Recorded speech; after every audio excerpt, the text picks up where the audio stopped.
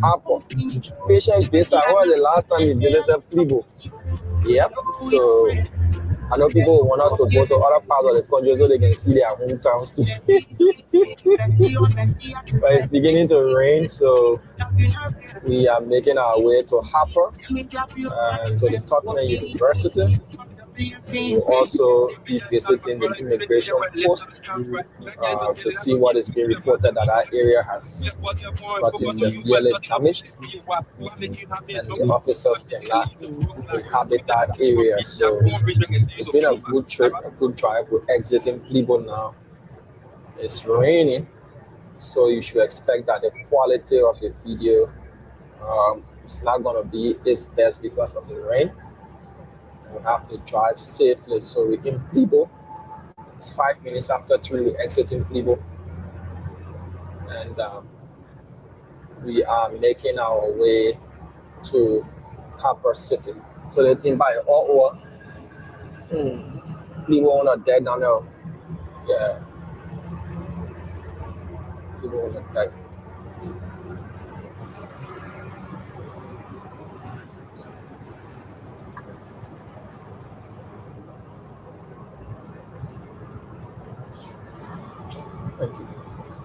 So from Plibo now we headed to Harper City, which is the capital of Maryland County. So we headed to Harper. So for those of you who know the road,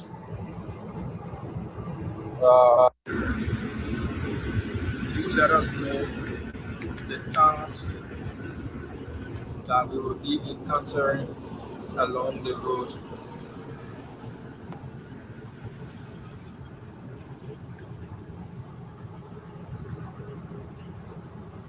So we're moving to Harper. We've exited Plibo. So for those of you who know the road, the Marylanders, let us know the next town along the road.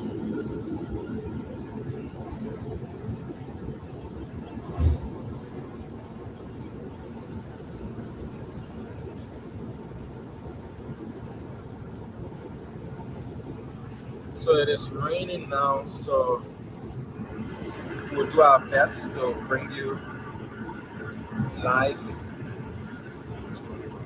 heading to Harper. Thank you for being on this drive.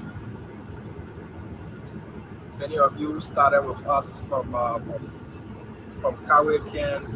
People watched us in Grand G there, River G, and now we're in Maryland. So Thomas Goodluck Mason says the next time is Barken. So Dennis, it was nice meeting you. It's good to connect with folks who follow us all across Liberia. It's good to see you. And on our way back, we'll definitely make a stop.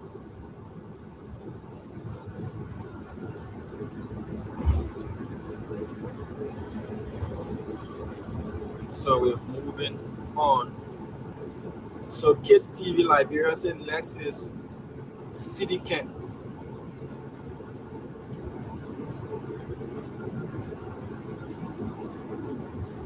So the brushing of the road, Jacob says this thing is taking, let me go find breakfast, this is taking all of my time. Yeah, so rubber trees, Bloke Clinic, that's the name on that clinic.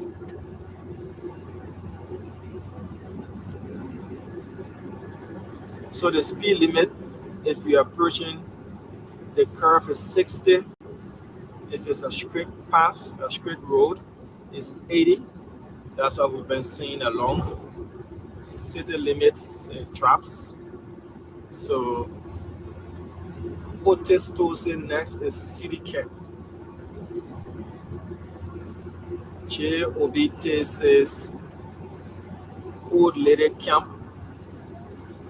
So I don't know where they call Old Lady Camp, but we're getting there. So the speed limit is 60, as you can see.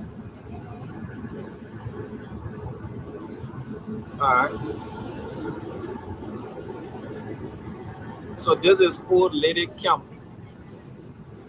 Old Lady Town. I like the name of the town. So this is Old Lady Town. If you're young, you can't carry in a town. You must be old. Old Lady Town.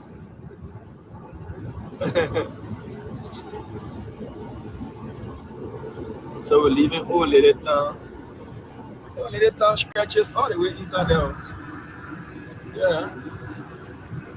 Old Lady Town is a big town.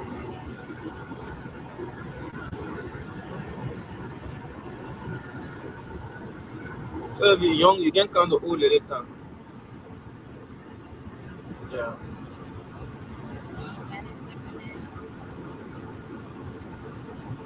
So we're moving to Harper. Hopefully we can remain live until we get to Harper.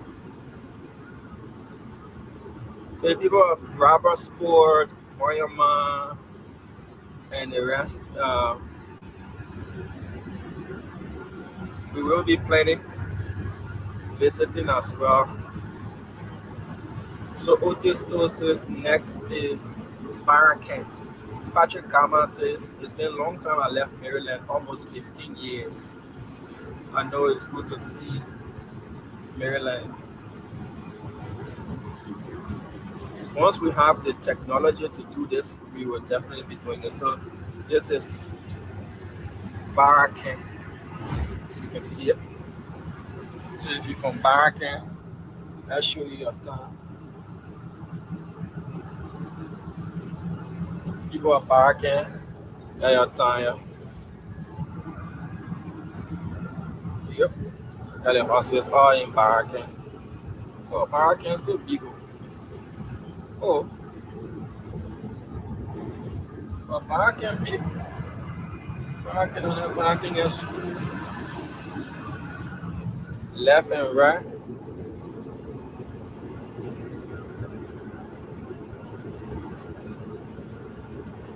Oh, Jacob Daniel says he left Maryland since 1981. So that's a beautiful church. Yeah. We're beginning to see the Harper kind of architecture. Small. Barakan Market, yeah. So Moff Watson next is We Are Village.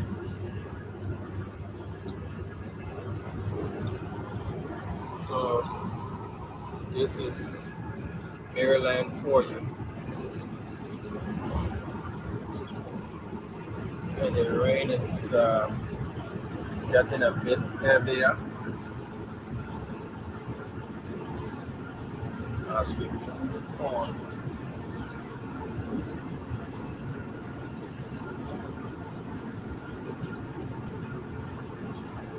So Harper City is where we headed to next.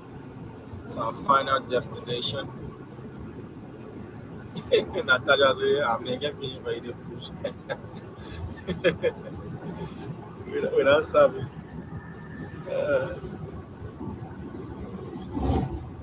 So the landscape is a beautiful one. That's why we need roads, we need electricity, so that people can be able to move from one end of the country to another, industries and the rest, different sectors like hospitality and the rest. David Richards says, myself, I'm enjoying the live video. Yes, it's good to know that you're there.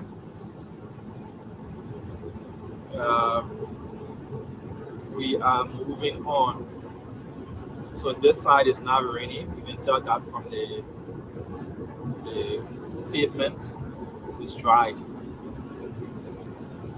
Moses Tuyube says, since I left Maryland in 1999, I'm surprised to see good road.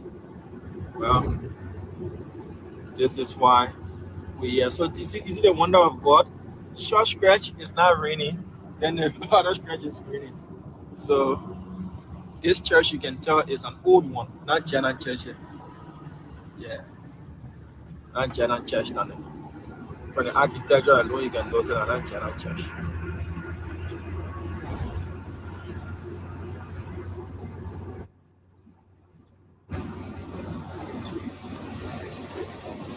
So where to next, guys? Those of you who know Maryland like that, where's the next stop?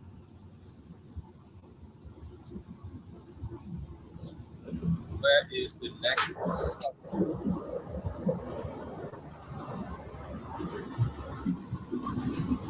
Okay. So hold on a bit.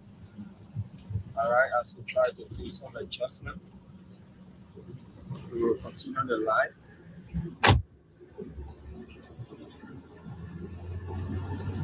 So this is Bria Village. All right. So if you're watching the live, just let us know. Just let us know where you're watching from, and just leave a comment. We want to know how many persons on this live with us. That we are not alone. That we have got you following us.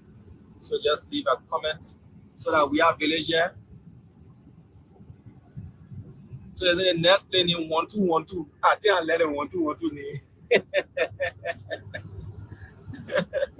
So the next area is 1212. So just let us know, leave a comment. Say I'm on this ride, I'm on this drive with you. Because we are all on this drive. We're already feeling passing people. James Davis will pass people a long time. Chris Chodopoulos says the next is 1212 gate. Philadelphia is next. Augustine Musa says, I'm waiting to see you in Harper City right now. We're coming. We'll go to Harper City. Yeah. So Marv was his next is 1212.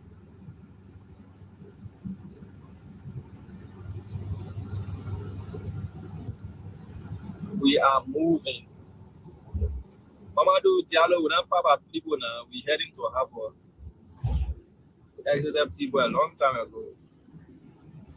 We are looking for you in people. You don't show yourself pass. We saw Dennis in people. So the next is 1212.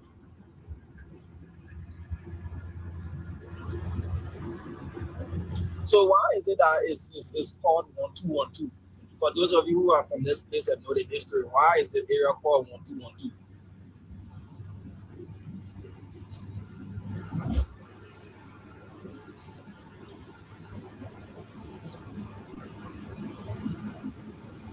So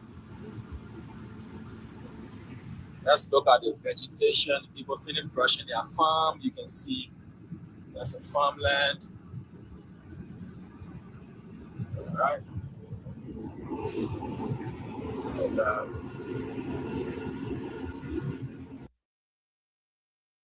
this is a bridge ahead. All right, so Raymond Sumo says, I'm on the ride from Harper from the US. Isaac Corboy says, so there's the sign that says Harper City. So yay! We've made it to Harper City from Plibo. We've made it to Harper. Yay! All right, so this is Harper City. We in Harper. We in Harper City. So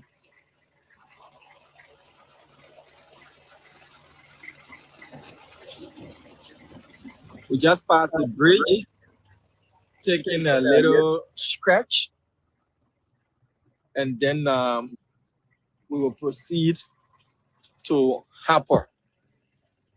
No, Williams, we're not coming back to Monrovia today. No. We're not coming back to Monrovia today. We have a lot of stuff to do in Harper. So we have a lot of things to do. So this is the bridge. And then we move to Harper. We just outside the limits of Harper City. And we'll move to 1212 gate. And I can see the 1212 gate ahead. But that 1212 man, way small, will soon be there. Yeah. All right, so Thomas Goodluck Mason says it was a major checkpoint during the war. The name was actually given by MP.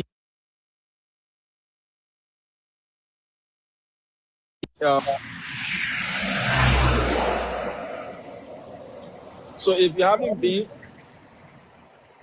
been to Harper, let me take my Harper City picture. I'll get your phone to Gabriel. And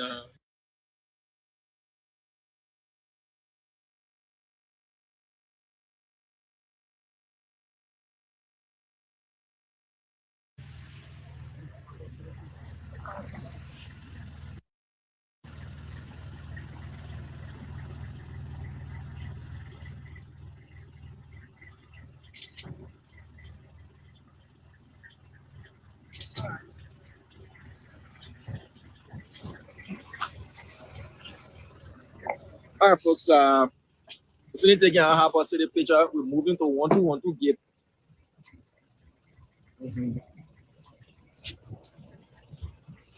Okay. So this is Harper, and we're moving to 1212 gate. I want to see if 1212 gate is different from the other checkpoints that we've seen in terms of it being nice. So the sign says Kavala Custom Border Post, Cote d'Ivoire. So don't tell me that the immigration post here to 1212 gate. At the post there to 1212 gate, yeah, the LMP post down there to 1212 gate. FDA immigration. To our joint security chiefs, y'all need to do more. Yeah, this can be the checkpoint into major area they road going to Kavala. Amen. It can be. No, man. Nice vegetation. Nice. But the disheartening thing that I've seen so far on this whole ride is the joint security checkpoints along the road. Yeah. Those checkpoints, they need to be upgraded. The structures, the buildings where these officers sit, rain and shine. Yeah, that has been my disappointment so far about this whole drive. So if any person 1212 mangrove. Okay, so swampy area is nice. Yeah, so yeah, you can definitely tell someone that you've been to Maryland. They ask you, all the areas along the road. All right. So we are moving. So we're going to Tubman University.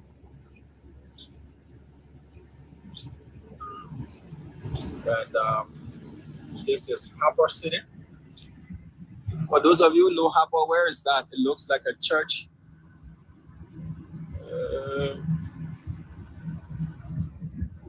This is Harper.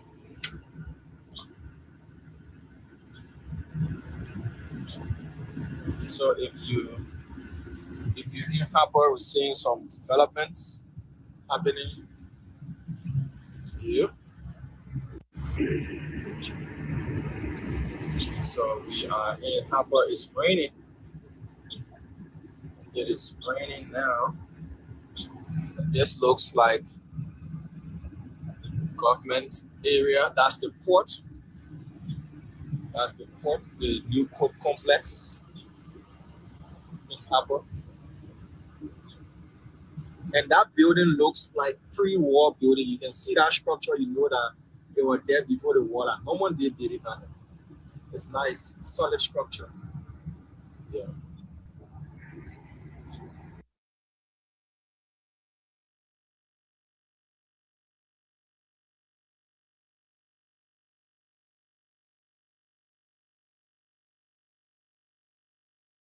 Including bank executives in the old microfinance building of the Central Bank of Liberia, Banking Institute of Liberia, the Center of Excellence in Banking and Financial Management Training.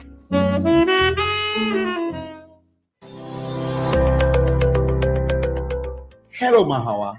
Have you heard the latest news in town? No, Yakbawolo, but lay it on my chest.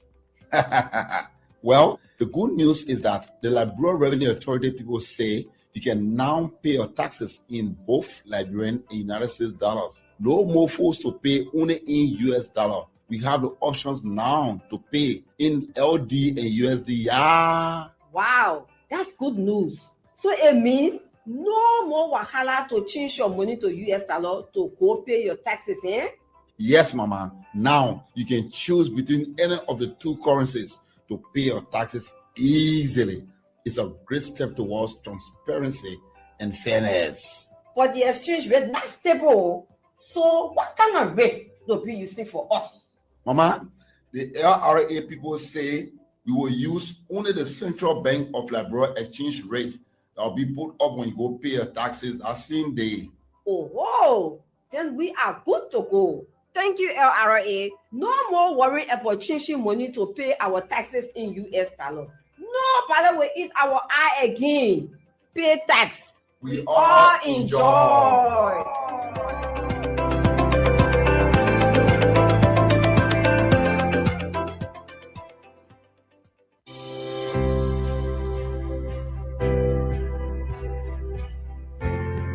Your favorite RLJ Canada resort and villas is new and improved with top-notch first-class services guaranteed to make you feel pampered and special as our royal guests. Ideally located on the RI Highway, a few minutes drive from the rehab junction, right in front of the Atlantic Ocean, you are assured of a peaceful, serene atmosphere of a home away from home. The ingredients for our Liberian meals are freshly picked from our garden to give you that unforgettable taste of Liberian cuisine. Our villas are designed and equipped to ensure every night spent with us is a memorable one. We are well positioned to host conferences and seminars of all sizes, as well as outdoor events like garden weddings and parties. Book your upcoming events and leave the rest for us to handle with 100% satisfaction guarantee. You can reach us on 0770-533-415 or email us at reservations@kennejaresort.com.lr. Visit our website on www.rljkennejaresort.com.lr. RLJ Kenneja Resort and Villas, for memories worth repeating. Indeed, welcome back. Welcome. This is the OK Conversation on OKFM 99.5. Let's take a quick break with some of our sponsors here. Not sponsors, sorry. The fact check segment. We're already done with the sponsors. Local Voices, Liberia. Good day and welcome to the fact check segment. This segment debunks disinformation and provides the verified facts of statements made online and on the radio. On July 1st, Unity Party supporter George P. Lobo claimed on OK Conversation that the Unity Party government reduced rice importation by 35% in 2025, arguing that before the party came to power, Liberia was spending nearly $200 million annually on rice imports. Lobo made the claim during a debate aimed at highlighting what he described as the progress the Unity Party government is making in boosting local rice production through the Ministry of Agriculture. To verify the claim, we review the Central Bank of Liberia's financial statistics reports and analyze the monthly commercial rice import data. The records show that Liberia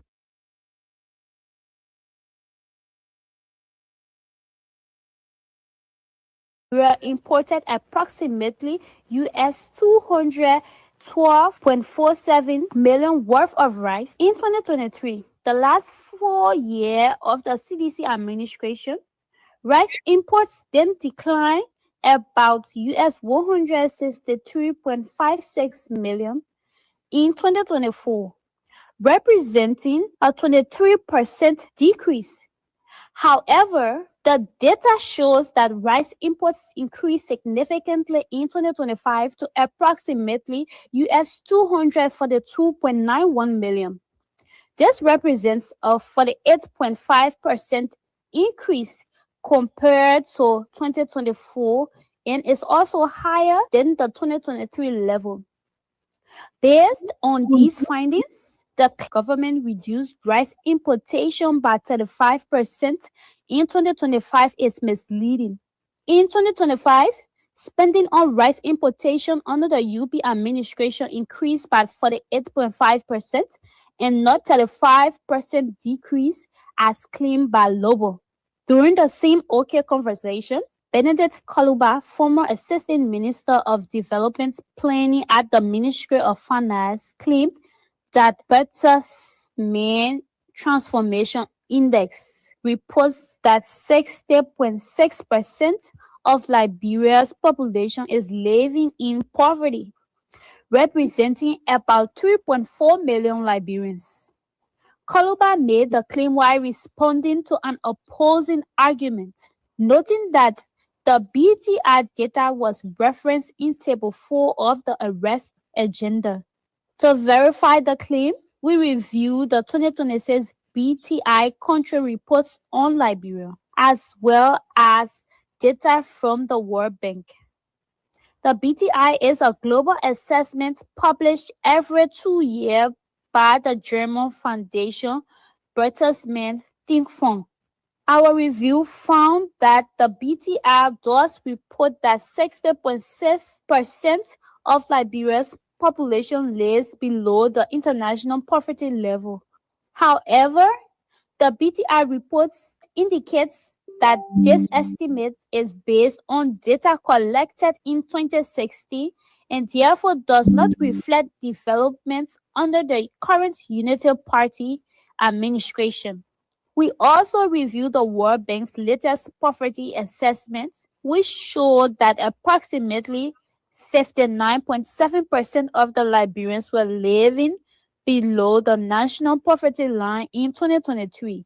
In its 2024 Liberia Poverty Assessment, the World Bank noted that poverty remains a major challenge, affecting nearly 6 out of 10 Liberians. The report estimates that about 3.1 million Liberians live in poverty. Based on the available evidence, we conclude that Benedict Kaluba's claim that the BTI reports 60.6% of the Liberians are living in poverty is correct. However, the figure is derived from data collected in 2016 and should not be interpreted as a current measure of poverty in Liberia. This is all we have time for on the Fact Check segment. This segment is part of an MOU between Local Voices Liberia, OKFM, Prime FM, and Gee-Radio to encounter disinformation and help the public make informed decisions. This MOU is funded by the Liberia Media Empowerment Project, implemented by Internews with funding from the European Union. The funder or partner had no say in the editorial decision leading to the production of this fact check segment. We will be back on Wednesday with more fact check reports to help you know the facts. If you want us to fact check a claim for you, please send us a text to WhatsApp on 0778 986778 and we will check for you. Also follow us on Facebook at Local Voices Liberia, Twitter at LVL Fact Check, and go to our website www.localvoicesliberia.com. Thanks for listening. Goodbye. Welcome. This is the OK Conversation on OKFM 99.5.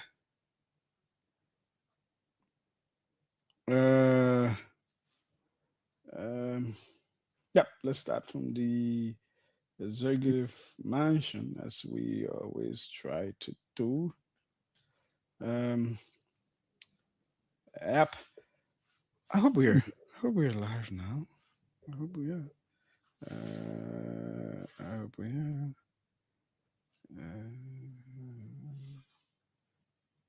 I'm not sure we are. Please check on him. I'm not sure. I'm not seeing any notification yet. It's like those people are still on. Okay. Okay. So let's start from the executive mansion. It seems our folks are not. So, President. Okay, yeah, we are live now. How can I see that? Well, my internet slow. Internet for these phone companies, their heads are heading these few days. But it's understandable. It's okay. President Boakai departs for working visit to Turkey. That's how they call it, Turkey. Turkey, even though we spell it Turkey in English, but they are insisting on their spelling. So Turkey.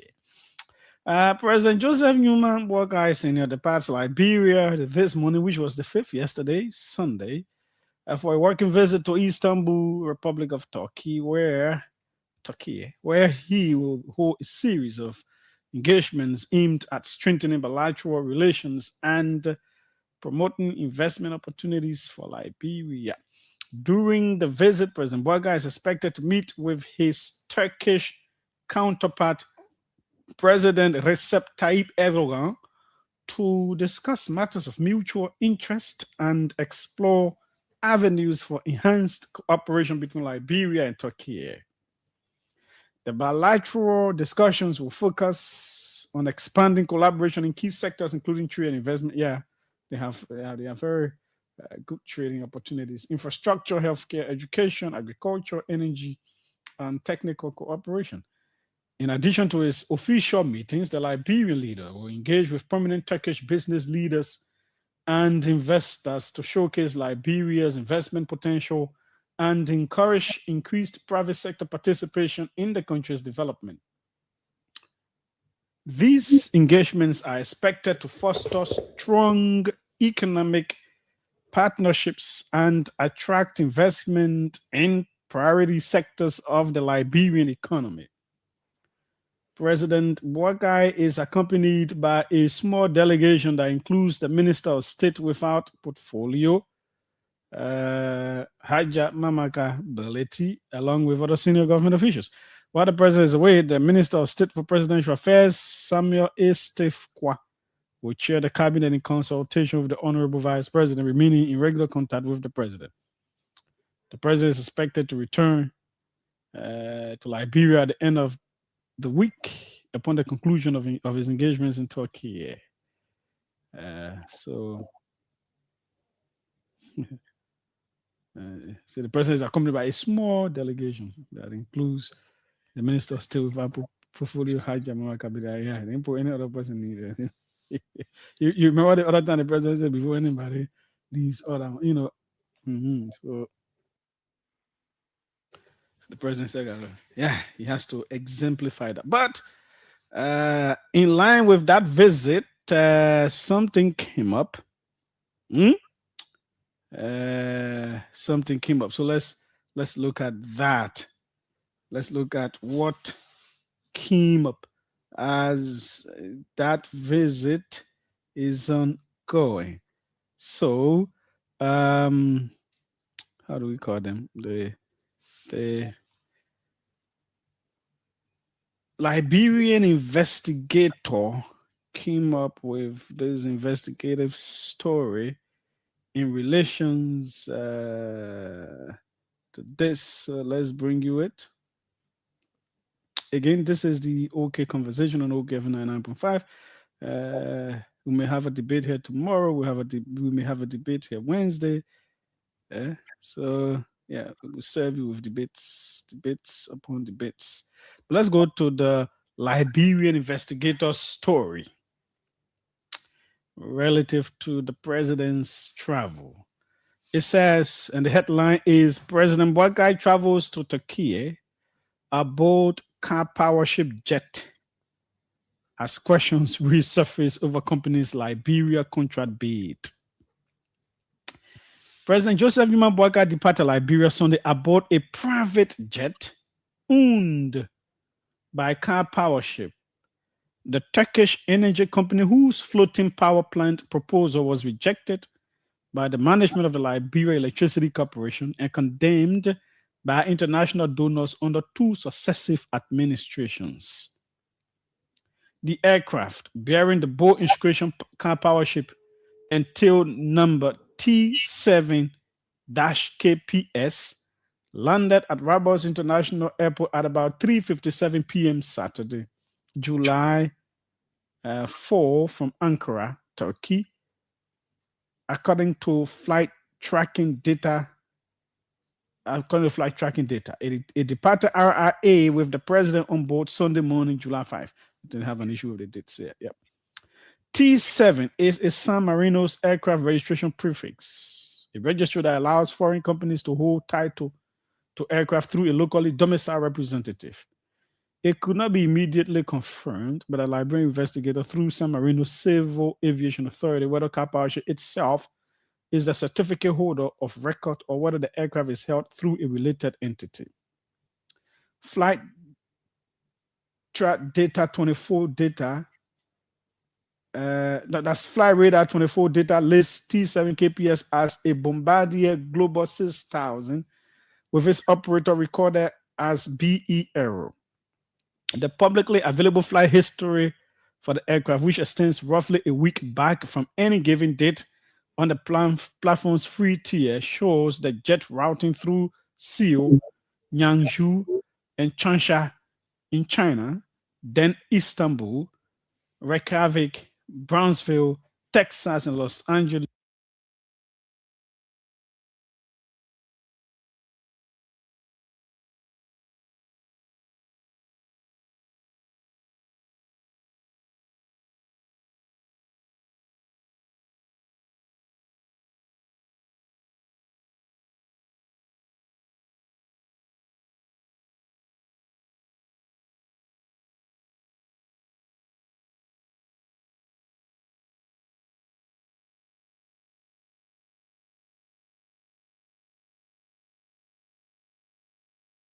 Between June 19 and June 25.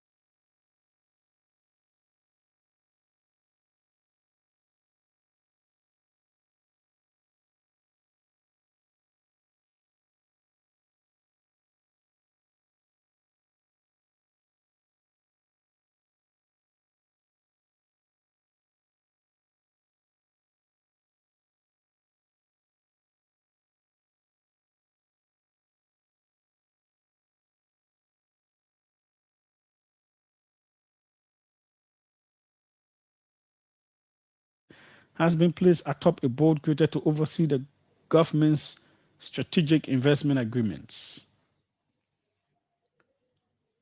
The executive mansion did not say who arranged or paid for the use of the car power ship aircraft, whether the government chartered it at commercial rates, or whether the company's long pursued power purchase agreement is on the agenda in Ankara. The executive mansion did not respond to the Liberian investigators' inquiries. The use of the company's jet places the president in direct, undisclosed proximity to a vendor that has spent 8 years seeking a contract from the Liberian state, a pursuit that has repeatedly collapsed under scrutiny. Car Power Share, the energy division of Turkey's Karadeniz Holding, operates the world's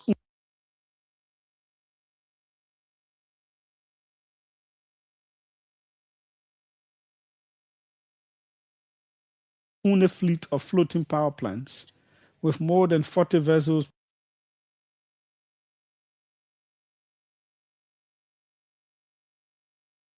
providing electricity across 4 continents, including several African countries.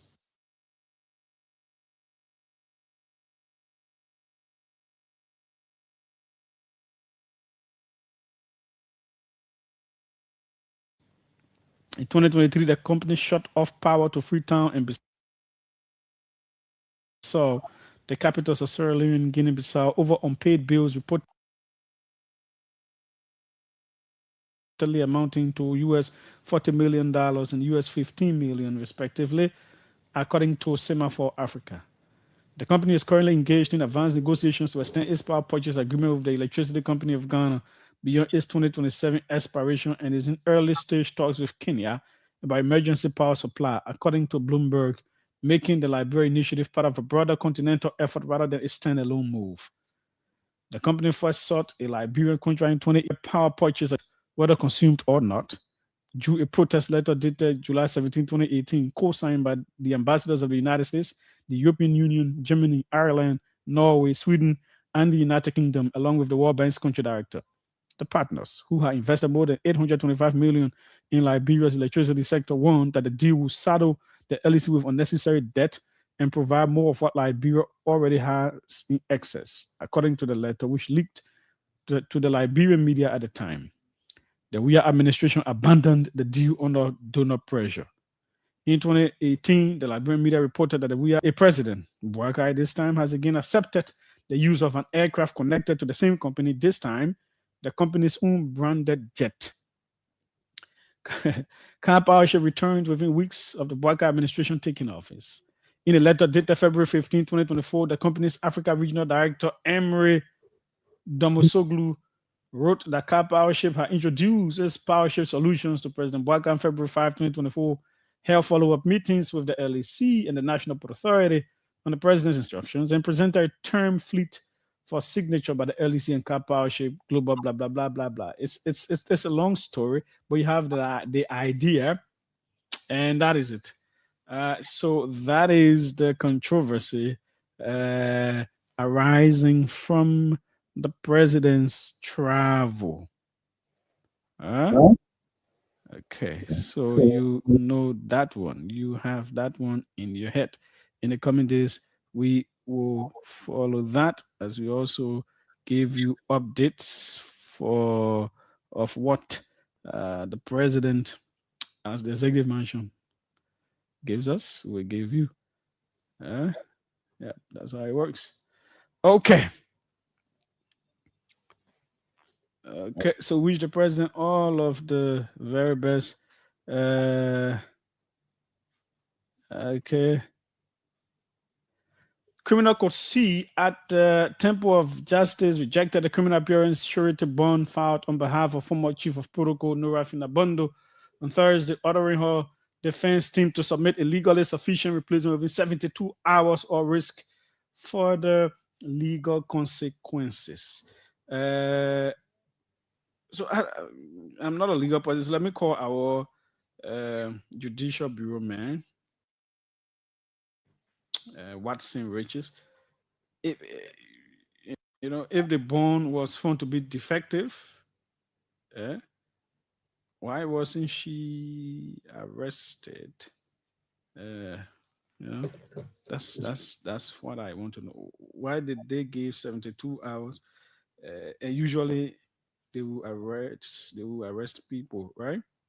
So why wasn't she? Let's speak with him. Don't move on to the other issues. The very big issues are coming up. We have a whole lot of reading to do. So you bear with us today. We have a whole lot of reading still ahead of us. That's why you see I'm taking my time. I'm taking it easy. Let's speak with Watson Riches. What does this whole thing within that bundle mean? Riches doesn't. I don't know if he's available to talk to us. Please let him know I want to talk to him because I told him earlier. But okay, so this is the okay. As we try to arrange that, aggrieved employees of Phoebe Hospital began an indefinite go slow action Monday after the government failed to meet. Today, okay, we'll speak with our Bond County man to see how it is going. Phoebe and go slow. We also know that President Joseph Juma Boakai, before. Okay. So he's in the court. We cannot speak with him now. So that is that, but we'll get back to him if the time permits. So the president broke ground on Friday for the extension of the $60 million Japan freeway. That means this one now comes from Freeport to town, the Gabriel Tucker Bridge. Yeah. I wrote there. Yeah. So finally, I think they want to do something about that to really finally do. Thanks to the Japanese for their support, the extension, and all of that, because the water that can be down there when it rains. I don't know what they will do with those buildings or how they will do it, but let's see what works. It's a very good news. It's a very good thing. It's a very, very good thing. So, the drug issue. Some moves were made by the authorities. Some moves were made by the authorities, but so the controversies have always been why they do other people like this, they don't do other people like that. Why they do the other one, they don't do this other one. Why is it they went after Bucket Raw and other people, and these other people they treated them like that? And it is okay for people to ask those questions because everybody is expected in law enforcement to be held to the same standards. The same thing they do to other people should be the same things. For example, you even in a Senate hearing, you could not get a plausible explanation as to why drugs were taken from King's house, is admitted to, and there was not this strong move. The person that made said, no, you don't see police people there, you don't see the kind of arrests and all those other things that accompanied other things. So people were right to kind of question. It was never a wrong thing to question what was happening. But then the authorities moved. Was it Saturday night? Yep. So finally, Saturday night, something was done. We want to read what the authorities say is happening so that you all know. Then we come out to read other things. Then we analyze because a whole lot of things have happened since then. A whole lot of things have happened since then as well, related to the drug issue. So let's go to what the authorities have said. Again, this is the OK conversation on OKFM 99.5. Let's read. It is a long one, so please bear with us. We will try our best. So this is what they've said.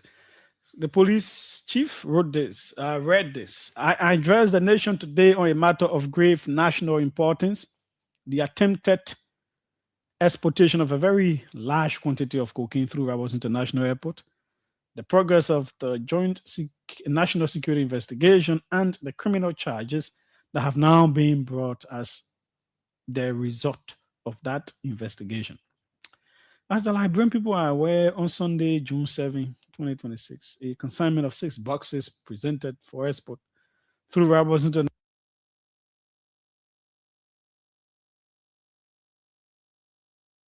International Airport was intercepted and searched, leading to the discovery of 198 plates of cocaine weighing approximately 237.6 kilograms with an estimated street value of over 19 million.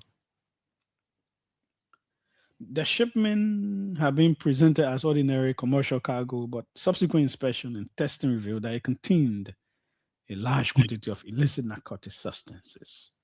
From the outset, the magnitude of the seizure, the method of concealment, the intended international routing, and the surrounding circumstances made clear that this was not an ordinary drug case. It raised immediate concerns of a serious transnational narcotics trafficking operation, using Liberia's air cargo system as a channel for the movement of dangerous drugs beyond our borders.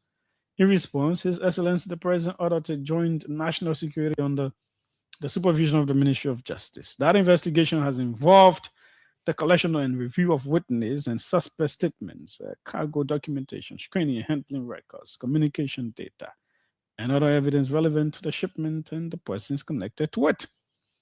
Let me be very clear from the outset. This was not a paperwork error.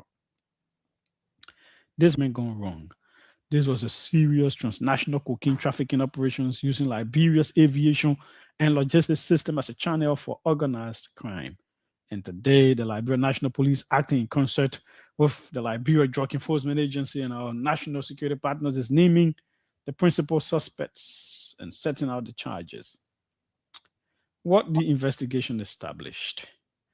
Listen carefully, the investigation found that on Friday, June 5, 2026, 6 boxes were prepared for shipment through the cargo system at Rabat International Airport.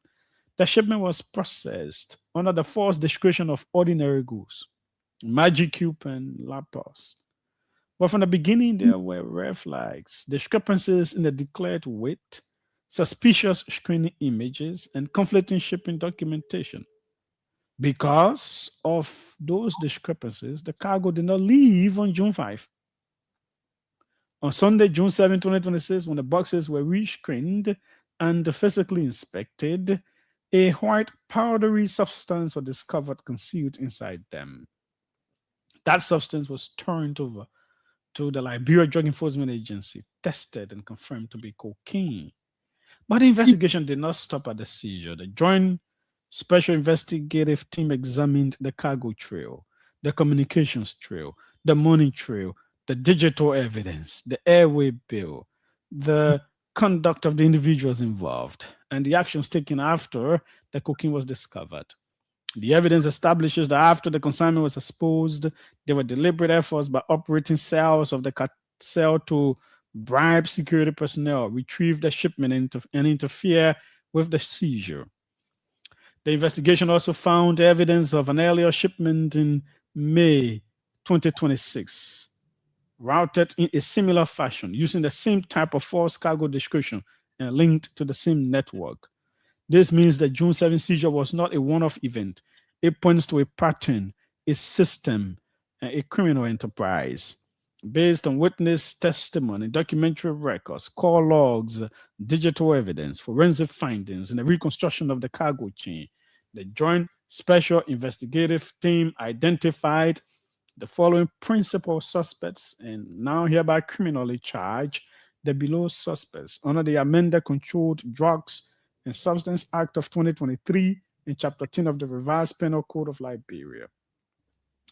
Paul J. King and Global Logistics Services. The investigation finds that Paul J. King, acting in his capacity as operations manager of GLS, and GLS itself, acting through its operation structure, conspired, accepted, keep that in mind, accepted, facilitated, stored, and transported a 6-box consignment of cocaine through the airport cargo chain. The investigation further finds that GLS, through its responsible management channels, provided substantial assistance to the trafficking scheme.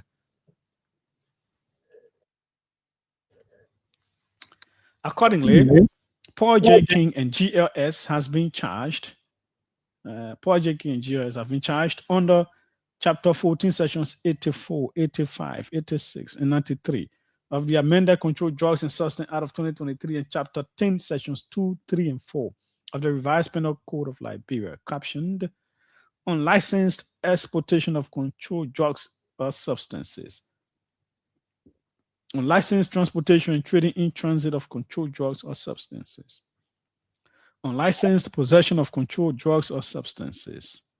Illicit trafficking in controlled drugs or substances. Criminal conspiracy. Michael U.S. Brown, alias Rahim or Rahimba. You are tuning into Investigation links Michael U.S. Brown, the also home known as of the Rahim best or hits. Rahimba, Local to the vibes. organization of the shipment, the USA use of bogus front live companies, from the the coordination of heart cargo. the city, bringing Remember you Michael Brown. the There is mood, something else to read and talk about him. the I latest tell you, have a whole lot to read. and community updates. The use of bogus Radio front companies, the coordination of cargo forces never declared as stop. magic kips and lappers, and the attempts to recover the cocaine after it was discovered.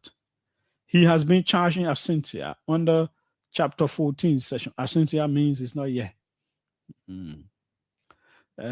Sections 84, 85, 89, and 93, blah, blah, blah, blah, blah, the same things. Oscar J. Brown. The investigation established that Oscar J. Brown scanned and cleared similar cargo shipped on the 22nd of May, 2026, and made repeated calls to colleagues regarding the June 5th shipment that was seized on June 7, 2026 at the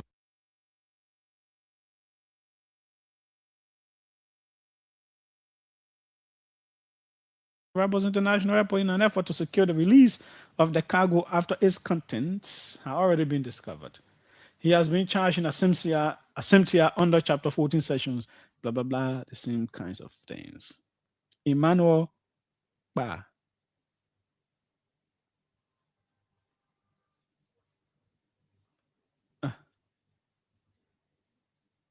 Emmanuel Ba.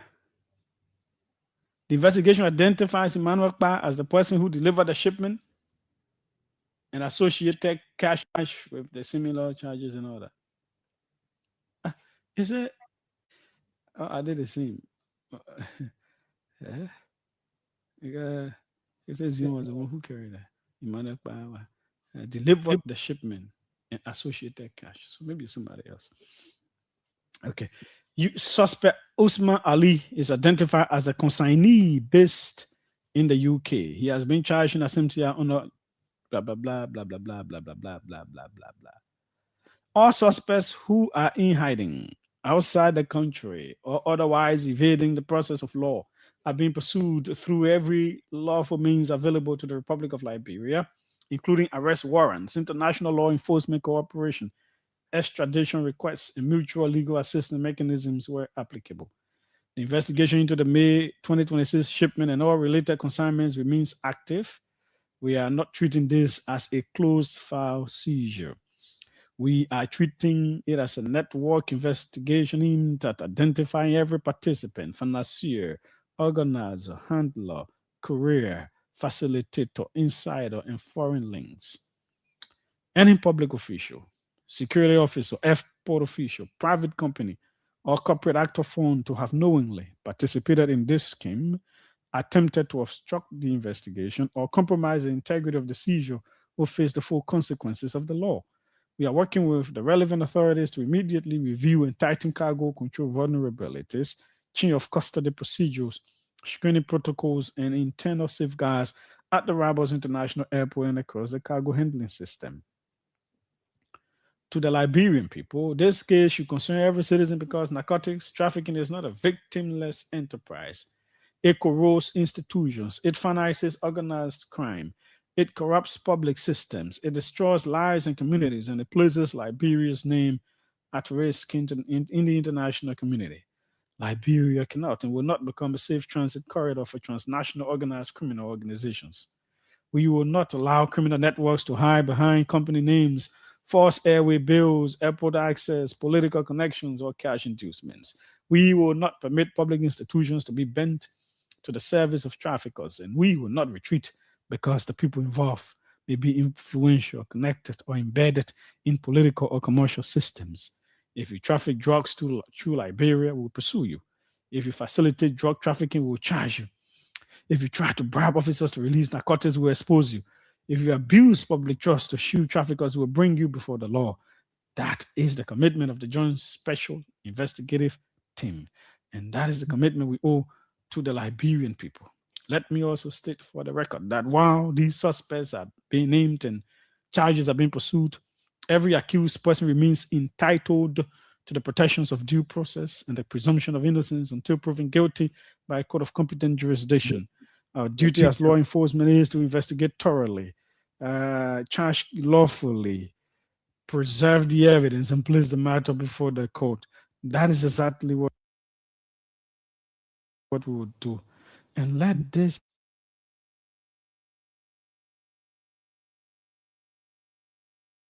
be the final word to every trafficker, facilitator, fixer, and corrupt enabler watching this case unfold. Liberia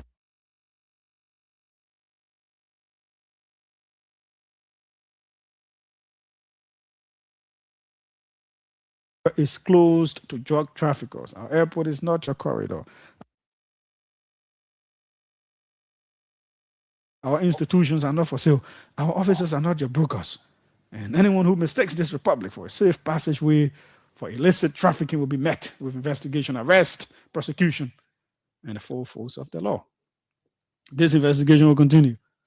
This network will be pursued, and this case will not be buried. So, not strange. Those are names that we already knew. People who already knew. The move is that they've been charged now, so the case will start at the court as and when due. And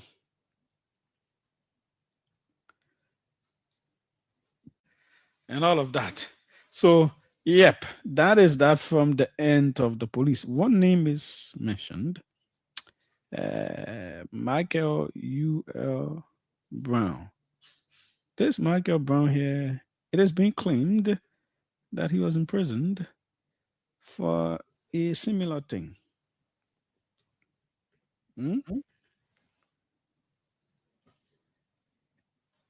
Let's go to the evidence. Again, this is the OK Conversation on OKFM 99.5. This gentleman was reportedly imprisoned, and then while he was in prison, people just went and talking his quote-unquote family people. His family people went and took him. Ministry of Justice issued a statement. We will read it, but I want to take you to how this gentleman, who was known to be a very dangerous trafficker, reportedly was released, and the conditions under which he was released. I don't know if I'm able to read. So Michael Brown, according to a report by our man Yanti, was previously indicted on drug trafficking charges and was released in 2024 from Kakata Central Prison 2024 under a medical-related arrangement involving family members. According to court documents, the defendant had been accused of trafficking about 10 kilograms of kush concealed in tea shipments through Rabas International Airport and faced a non-bailable first-degree felony under Liberia's drug law. Instead of a formal bail ruling, prison authorities sought court permission for him to obtain outside medical treatment after he reportedly complained of serious chest injuries. His fiancée and sister later signed a guarantee agreeing to present him to court following treatment.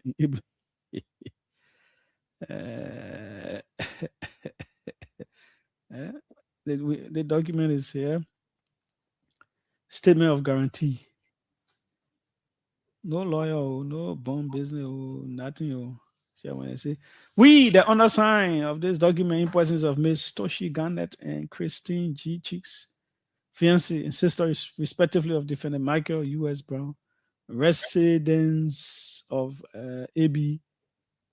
Toboro, Princeville City, Monserrado County, and Bassa Community, Kakata City, Magibi County, do humbly request court's permission to sign for the herein named defendant Michael U.S. Brown, based on medical condition.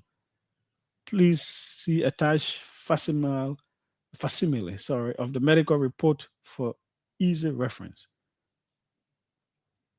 Defendant Michael U.S. Brown is currently being detained at the Calcutta Central Prison for the alleged commission of the here instated crimes pending an indictment and trial. We, the undersigned sureties, hereby guarantee to produce defendant Michael U.S. Brown whenever he is needed by the 13th Judicial Circuit Court of Mayagüez County while undergoing his medical treatment therapy.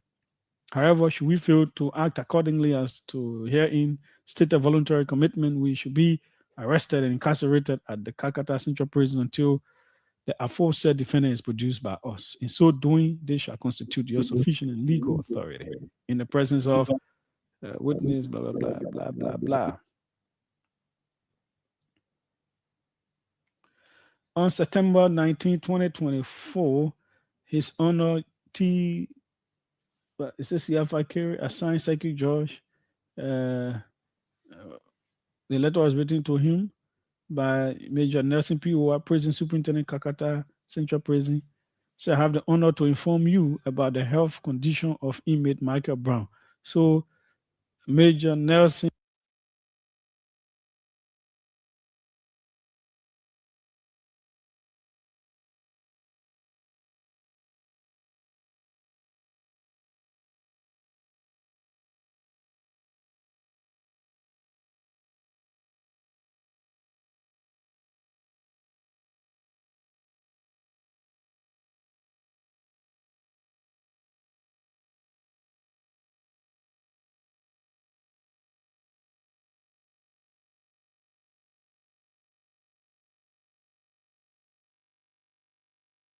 P. Howard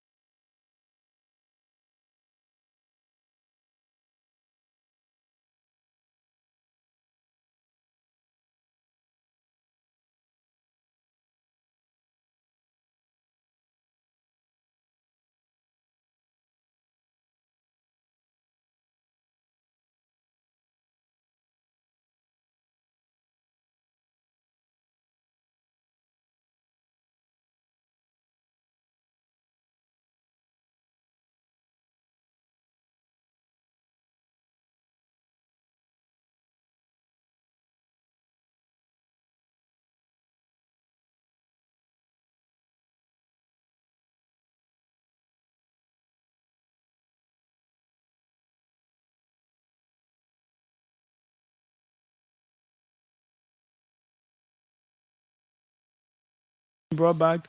Those people were not pursued. Nobody was jailed. It's like it just went underground. Swear. Why? How could that be possible? The same man resurfaces as one of the major people again in this very serious case.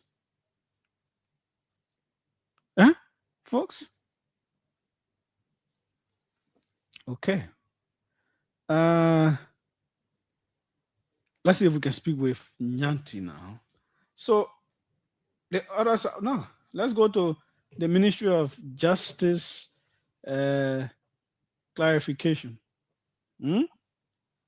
Ministry of Justice also said something about his release. You know, everybody now gotta say, oh, no, my hand is not there. Oh, we don't know about it. Oh. So let's go to Ministry of Justice. What has Ministry of Justice said about Michael Brown's release?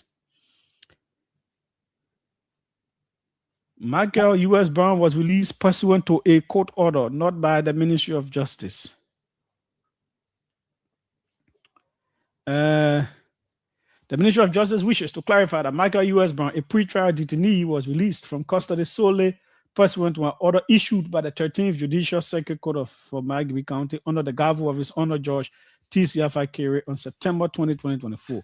The Ministry of Justice neither authorized, approved, nor directed his release. The court ordered Mr. Brown's release on medical grounds upon the execution of a human surety bond by Ms. Toshi Garnett and Ms. Christine Chichix, who assumed the legal obligation to produce him whenever required by the court.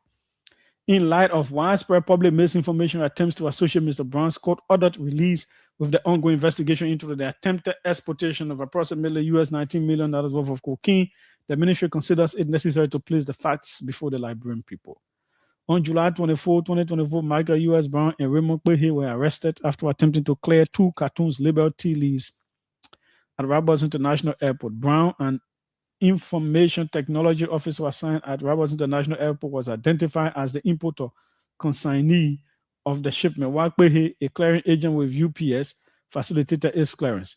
Investigations established that the cartoons contain cannabis, commonly known as Kush, with an estimated street value of approximately US $200,000. That one was coming in Liberia. 200,000 US dollars. No, you didn't understand me. 200,000. Yeah, it is small in comparison to the 19 million, but you are bringing a B in a country. 200,000, 1,000 US dollar, 200 or A. That's what 200,000 means. Yeah. So both men were investigated and charged with offenses relating to unlawful importation and transportation of controlled substances. Subsequently, prison authorities informed the court that Mr. Brown required urgent medical attention. Brown petitioned the court to permit him to seek advanced medical treatment. Although the prosecution opposed the application, Judge T.C. Afakiri granted the request and ordered Brown's release on September 20, 2024, subject to the execution of a human surety by Ms. Toshi Garner and Ms. Christine G. Chicks. The ministry reiterates that Mr. Brown's release was the result of a judicial order and not an executive action of the Ministry of Justice. But we know that the ministry didn't do it now. Yeah? So why the ministry clarifying? I don't understand. We know that the court. The ministry neither approved nor facilitated his release. Finally, the ministry wishes to make it abundantly clear that Mr. Brown's 2024 prosecution arose from a separate criminal matter involving. So that case now, what did you people do? Have people ever announced it? Oh, this man was released on medical ground. We have not seen him. Or no, nobody said anything until the media started pursuing. Yeah? It is distinct from the ongoing investigation into the attempted exploitation. We know all that one there. Any suggestion that Mr. Brown's court-ordered release in 2024 resulted from or was connected to the current investigation is false, misleading, and unsupported by the facts. The Ministry of Justice remains committed to conducting all investigations professionally, impartially, and strictly in accordance with the laws of Liberia. Yeah, he was released. He was supposed to be sick. So he got healed. That case did not continue. He did not return to prison. And he was able to still be facilitating the movement of, allegedly, facilitating the movement of drugs and controlled substances and all of that in the country. Right? And now he's alive. He cannot be seen. So, while in the midst of all of that, Rodney C. appeared on Spoon. I believe it was yesterday. Okay.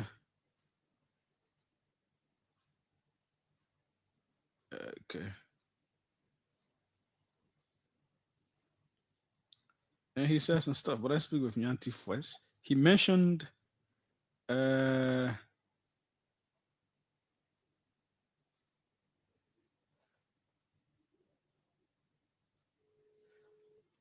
somebody who and try to link the president with the vice president.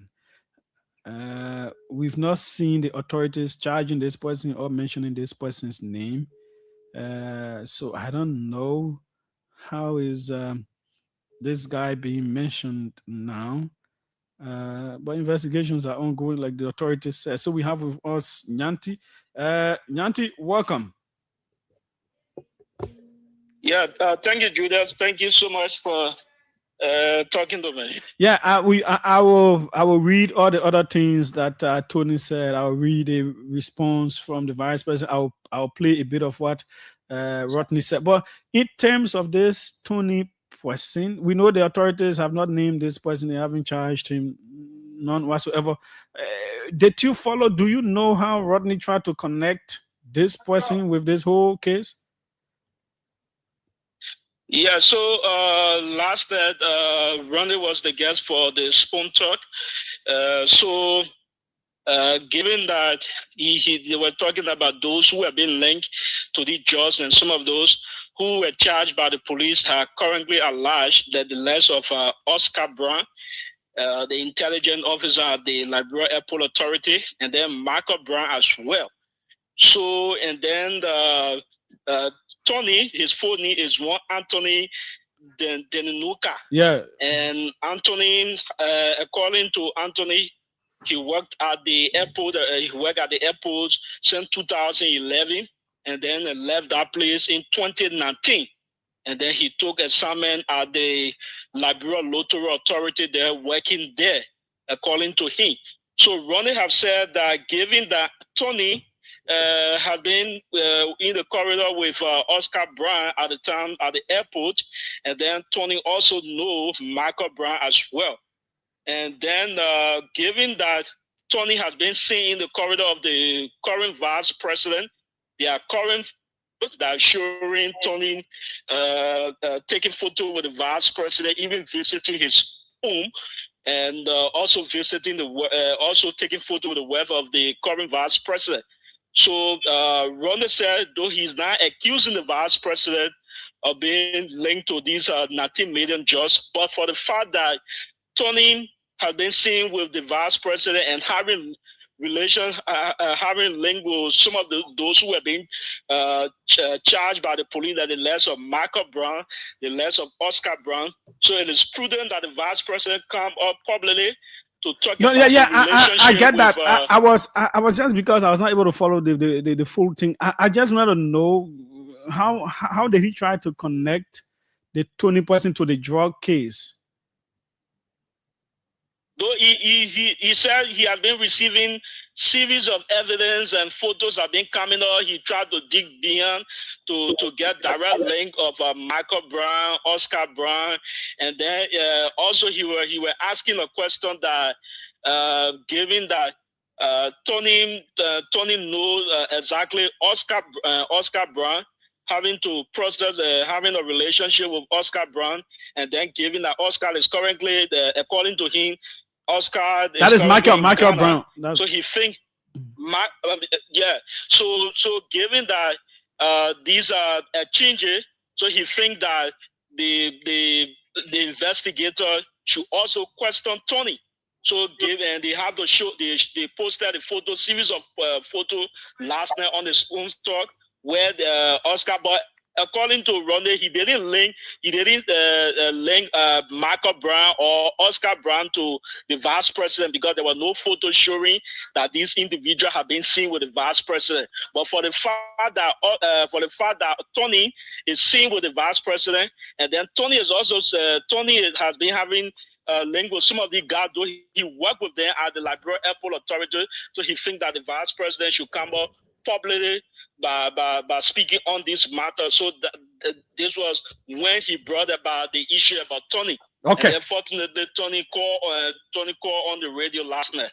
And then Tony denied any association with the whole drug issue, right? Yeah, he denied. He said since then he left the airport. He had started working with the Liberia Lottery Authority, and since he left from there, he actually know Oscar Brown, who is the intelligence officer. But then he also said that he used to see Michael Brown at the airport, but he was not having that kind of. So he referred to Michael Brown as his speaking. So he was not having any relationship with them until he left the Liberia Airport Authority and started doing different work, doing his money changing work and as well. But Tony is currently an executive committee member also at the Liberia Football Association. Maybe.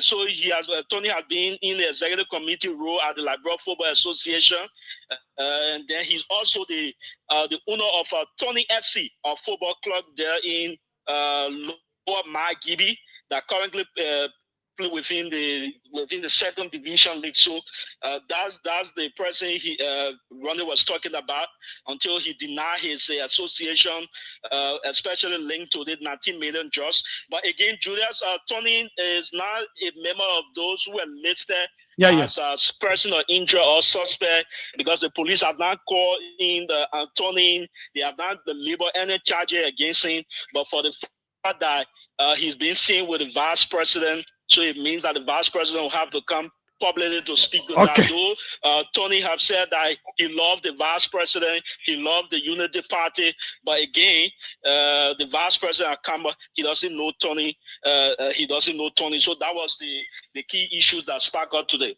Okay, thanks so kindly, Nyanti. Perhaps we'll reach out to Rodney subsequently. We could speak with him on that.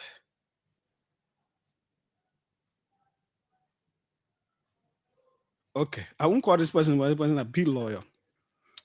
The person says, what is interesting is the MOJ says it did not order the release of Mr. Brown, right? Is the prison not part of the MOJ? Was it the court that went into the prison and found Mr. Brown ill? How was his illness brought to the cognizance of the court? Okay, the person is a lawyer, but I won't call their name for obvious reasons.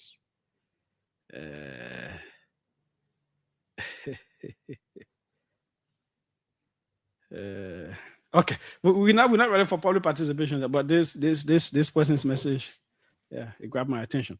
So let's go to what Rodney said.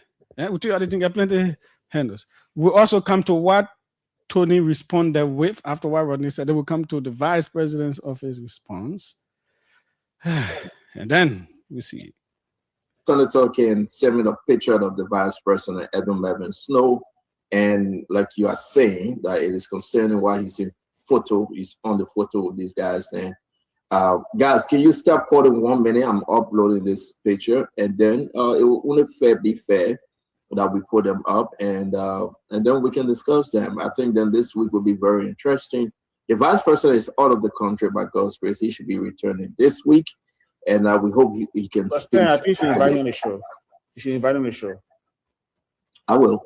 Yeah, I will. Let him explain these pictures. Okay, inviting him, that one thing. Explain the picture to say what? No, I mean, like, it's the drug issue. People saying, people in government involved in this thing. He's very close to Michael Brown and Tony. He needs to explain himself. And the magnitude of this case, he needs to clarify some things. It's only fair to the president he's serving that he does that. Okay.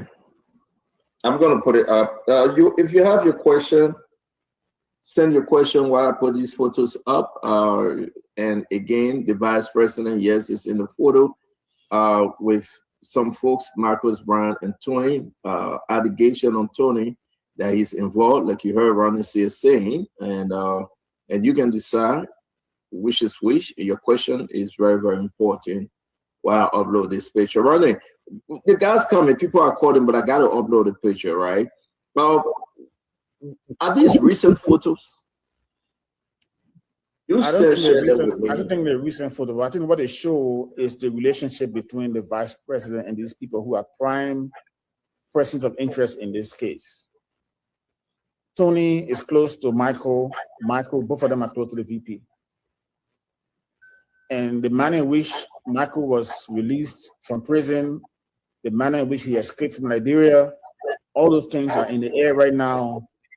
We're demanding answers from those who are in high offices. I think it's fair to Liberia to know who is protecting who in this crisis. Who's protecting Michael? Who's protecting Emmanuel Pa? Who's protecting Tony? Yeah, we understand that. Yeah, we understand that. Okay, so that was that. Let me read to you what Tony said, because Nyanti was able to transcribe it when he called in as well on the Spoon Talk. So let's go to what he said. Then we'll come to the statement from the vice president. So this is what Tony Denunga said. Firstly, I want to make one correction. The picture shown on the aircraft is not Michael Brown. That is Oscar Brown, not Michael Brown. Even the Oscar Brown person also is charged in absentia. I worked at the Rabas International Airport from 2011. I later resigned in 2019 after becoming frustrated and moved on to my own businesses, including money changing and a boutique business. I have not worked at the airport since then.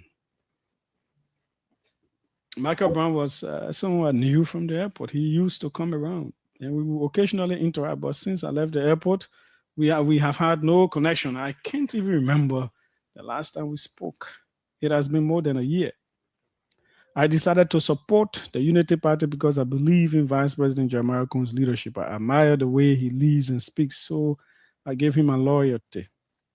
The photos of me with the Vice President were taken during his birthday celebration and another visit to his office. I even designed one of the photos myself and used it as my WhatsApp and Facebook profile picture because I support his leadership. There is nothing connecting me to the Vice President other than my support for him as a leader. I have absolutely no knowledge of the $19 million drug case. I have no connection to it, no connection to Michael Brown regarding drugs, and I have never discussed it with anyone. I have never taken Michael Brown to meet the Vice President. As far as I know, they have never met. As far as I know, they have never met. I have never taken Michael Brown to meet the Vice President. As far as I know, they have never met. Michael Brown is a CDC supporter and has never been someone who supports the Unity Party. The Vice President does not know Michael Brown. If he knows the name today, it is probably because of everything being discussed publicly. I got my job at the National Lottery Authority through the normal recruitment process. I applied, went through interviews, qualified, and was hired. The Vice President had nothing to do with my employment. I have never deleted any pictures on my Facebook page. If any photos are there, they are still there. Why would I delete them? No security agency has questioned me because I have absolutely nothing to do with this matter. Michael Brown is not my best friend. My close friends are very few, and they are all professionals. Michael Brown cannot be described as one of my close friends. I knew Oscar Brown from the airport, but I cannot remember the last time we spoke. I did not speak to Oscar Brown after this case started, and I did not encourage him to travel to Ghana. My phone records can be checked. Investigators are more sophisticated than any of us. My call logs are there. Anyone can verify whether I communicated with Oscar Brown. I have children and I strongly oppose drugs. If you check my social media, you will even find posts where I campaign against drugs. We should focus on the investigation instead of attacking personalities. If anyone is guilty, let the investigators determine that. Personally, I have nothing to do with this case. I believe in the Vice President's leadership and I will continue to support him. Then Rodney responded, it's good that Tony came on the program. Investigators can examine his phone records to determine whether he communicated with the individuals in question. This is about our country, not about targeting anyone personally. We all have a responsibility to ensure this drug issue is fully investigated and that those responsible are brought to justice. Let's go to Vice President Jeremiah Combs' post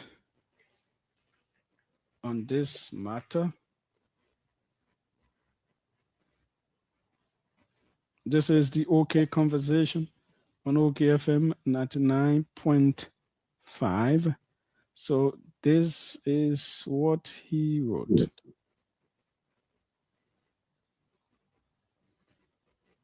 So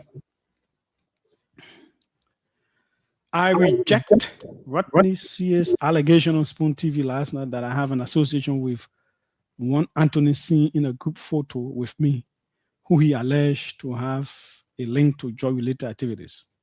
As Vice President, I do take photos with many individuals at public and private events. I do not know Anthony, and the photo taking does not suggest my knowledge of any personal dealings he may be involved with. As I stated when Clifford Payne, an official of the Group of 77, was arrested on November 24, 2025 in connection with allegations arising from a suspected drug case, I still maintain that if my wife, children, relatives, friends, political associates, and employees are connected to any drug-related activities, they should face the full weight of the law. Thank you. So that is that. So again, he posted one picture, but the tuning guy, the Denuka, I'm thinking I'll interview him. person here. I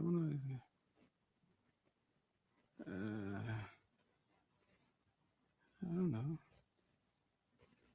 I will try to find out. So, yeah. So the vice president, so after Rodney's claims, the guy calls in and gives his side of the story and all of that. The vice president releases a statement that clearly says, I do not know this person. Yeah, I can take picture of people and all of that. And there's been back and forth on social media, politicians from both sides. Again, in these matters, as I always say, with any case, this Julius J will not sit down and say, oh, this person did this, or no, this person didn't do it. No. Yeah, the politicians will accuse, they will defend, they will say, oh, this person did this. Other people will say, no, this person did not do it. But however, there is a truth. It is true. Leaders can take pictures with people they don't know, personally, they don't have dealings with. It is also true that leaders can take pictures with people that they know, they have personal dealings with. I still have not understood the link of this Tony person to this whole case. He has categorically denied any association with drugs and whatsoever. He has categorically done that. That doesn't mean he is right, and that doesn't mean he is wrong. Nobody has, in terms of the authorities, nobody has questioned him. Nobody has called him in. Rodney is an investigative person, a very big one. And so sometimes he knows what he's saying and whatsoever. However, nobody has questioned this gentleman at all, so far as we know.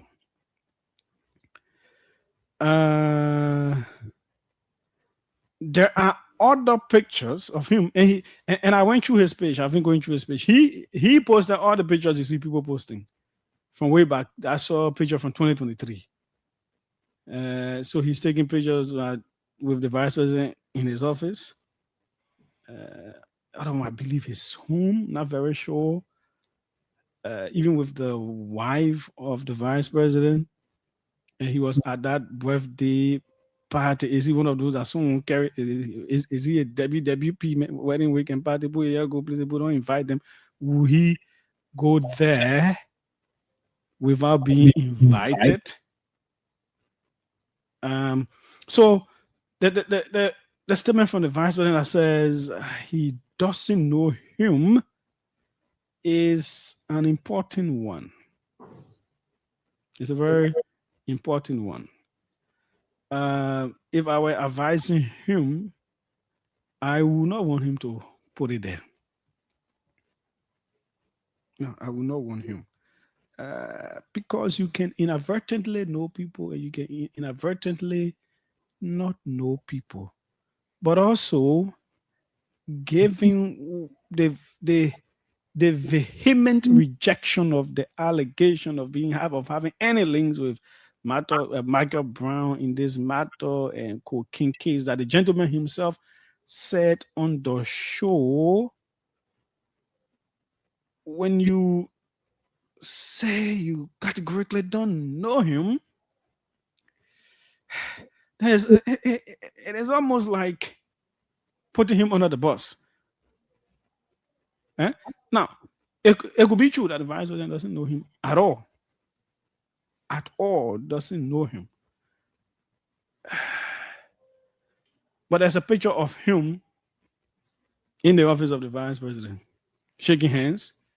Apart from the birthday thing, there's a picture way back 2023 and all those kinds of things. Now, it is possible not to remember. So I could know you from way back, like, okay, we spoke, maybe you came in my office or someone. Yeah, I could know you, but I may not be able to remember you now. Perhaps I don't have that close tie with you. I may not know your personal things you're involved with. People can take pictures with leaders to use it as an image of proximity to other people and say, oh, I told you I have connections in Liberia. You see me and the vice president, I know the vice president, oh, I know the president. People do those things. Now, I'm not saying that's what this guy may have done. No, he has been vehemently denied anything. Nobody has questioned him. So I'm just looking at the statement, because it is this gentleman who has been posting these things, and he seems in his responses, it seems to suggest that he has knowledge, that he knows the vice president. Yeah, you can know someone, the person doesn't know you. It happens a lot. A whole lot of people know me, but I don't know that. So it can happen. But when he goes so far in his response on Spoon, I'm talking about the gentleman, and let me take you back there. I don't want to put words anywhere. His words are the ones. When he goes so far to say, I have never taken Michael Brown to meet the vice president. As far as I know, they have never met. It is not his place to say who the vice president has met. The vice president doesn't know him, according to the vice president. So that the vice president doesn't know him means he's not within the personal circles of the vice president. So he cannot be the one to say who the vice president has seen before or has never seen. Huh? Yeah, he should not be saying that. I think that was an error. Then he goes to emphatically say the vice president does not know Michael Brown. No, but the vice president, this was last night before the vice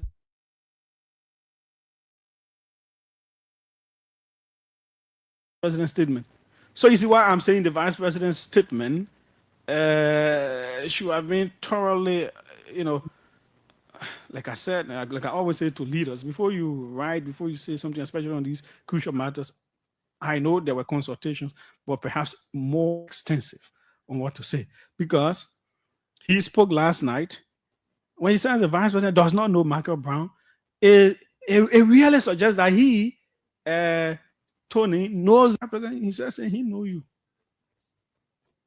Eh?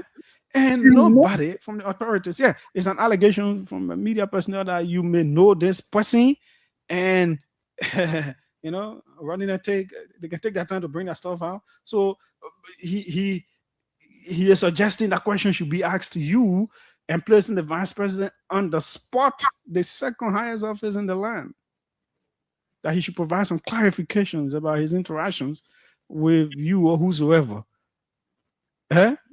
So that rush to respond, you always have to be careful. Out of anger, out of whatsoever, you could say stuff. He's like serving as a spokesperson of the vice president. Yeah, maybe I ought to want the vice president look and say, I don't know you. The vice president does not know Michael Brown. If he knows the name today, it is probably because of everything being discussed publicly. Only someone who has deep knowledge of someone can say that. I don't know you. Then you say, maybe one John Brown did something bad. And someone say, oh, yeah, Julius, this was the president. Those are see, play the picture of that. Julius, they could be involved. Then other say, as far as I know, the John Brown people talking about Julius doesn't know that person. But who you know, I know. And how you know who I know. And I don't know you. I'm saying I don't know you. My statement comes after you're speaking that I don't know you. Yeah, sometimes these are things that make people to think. But again, we all should carefully approach this matter. The government and the office of the vice president and everybody else. This is the second highest office in the land. And we know that others are investigating these kinds of things. So they will read They will watch what happened on Spoon. They will read what the vice president wrote.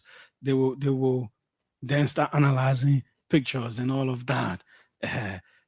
All kinds of things. The investigators know. I'm not talking about our own NIA. I mean externally, because this involves European countries. This drug will have landed in European countries and all of that. Definitely would involve our counterparts from the US and all those kinds of things. So yeah, let us not find people guilty before the matter. Again, you may see that something looks like, oh, they want to chew. No. I can understand the politicians will do their politics as they always do, as they will always do.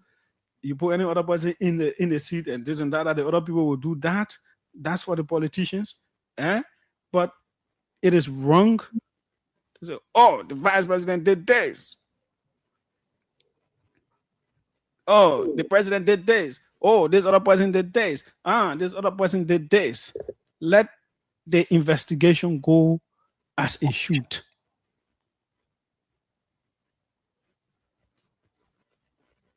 We cannot always do that to the country. Yeah, I can understand. Oh, they did it before, they did it to us and blah, blah, blah. I understand that. But no, it cannot always be. Equally so, it is not wrong for people to analyze the pictures. And because anywhere on earth, that's what they will do. It is true. You can take some pictures with a person that you don't know as a leader. It is also true you can take pictures of people that you know. And it doesn't necessarily that you know someone, even take a picture of them, doesn't necessarily mean that you will know they are in and out. Now, it also doesn't mean that this gentleman, this Tony person was involved into drug affairs. And it doesn't mean he was not. So all those sides, that's why I'm usually quiet on these kinds of things, because you never know what is possible. Things could come, but say, oh, this person cannot do it. That's because of the identity of the person that you know.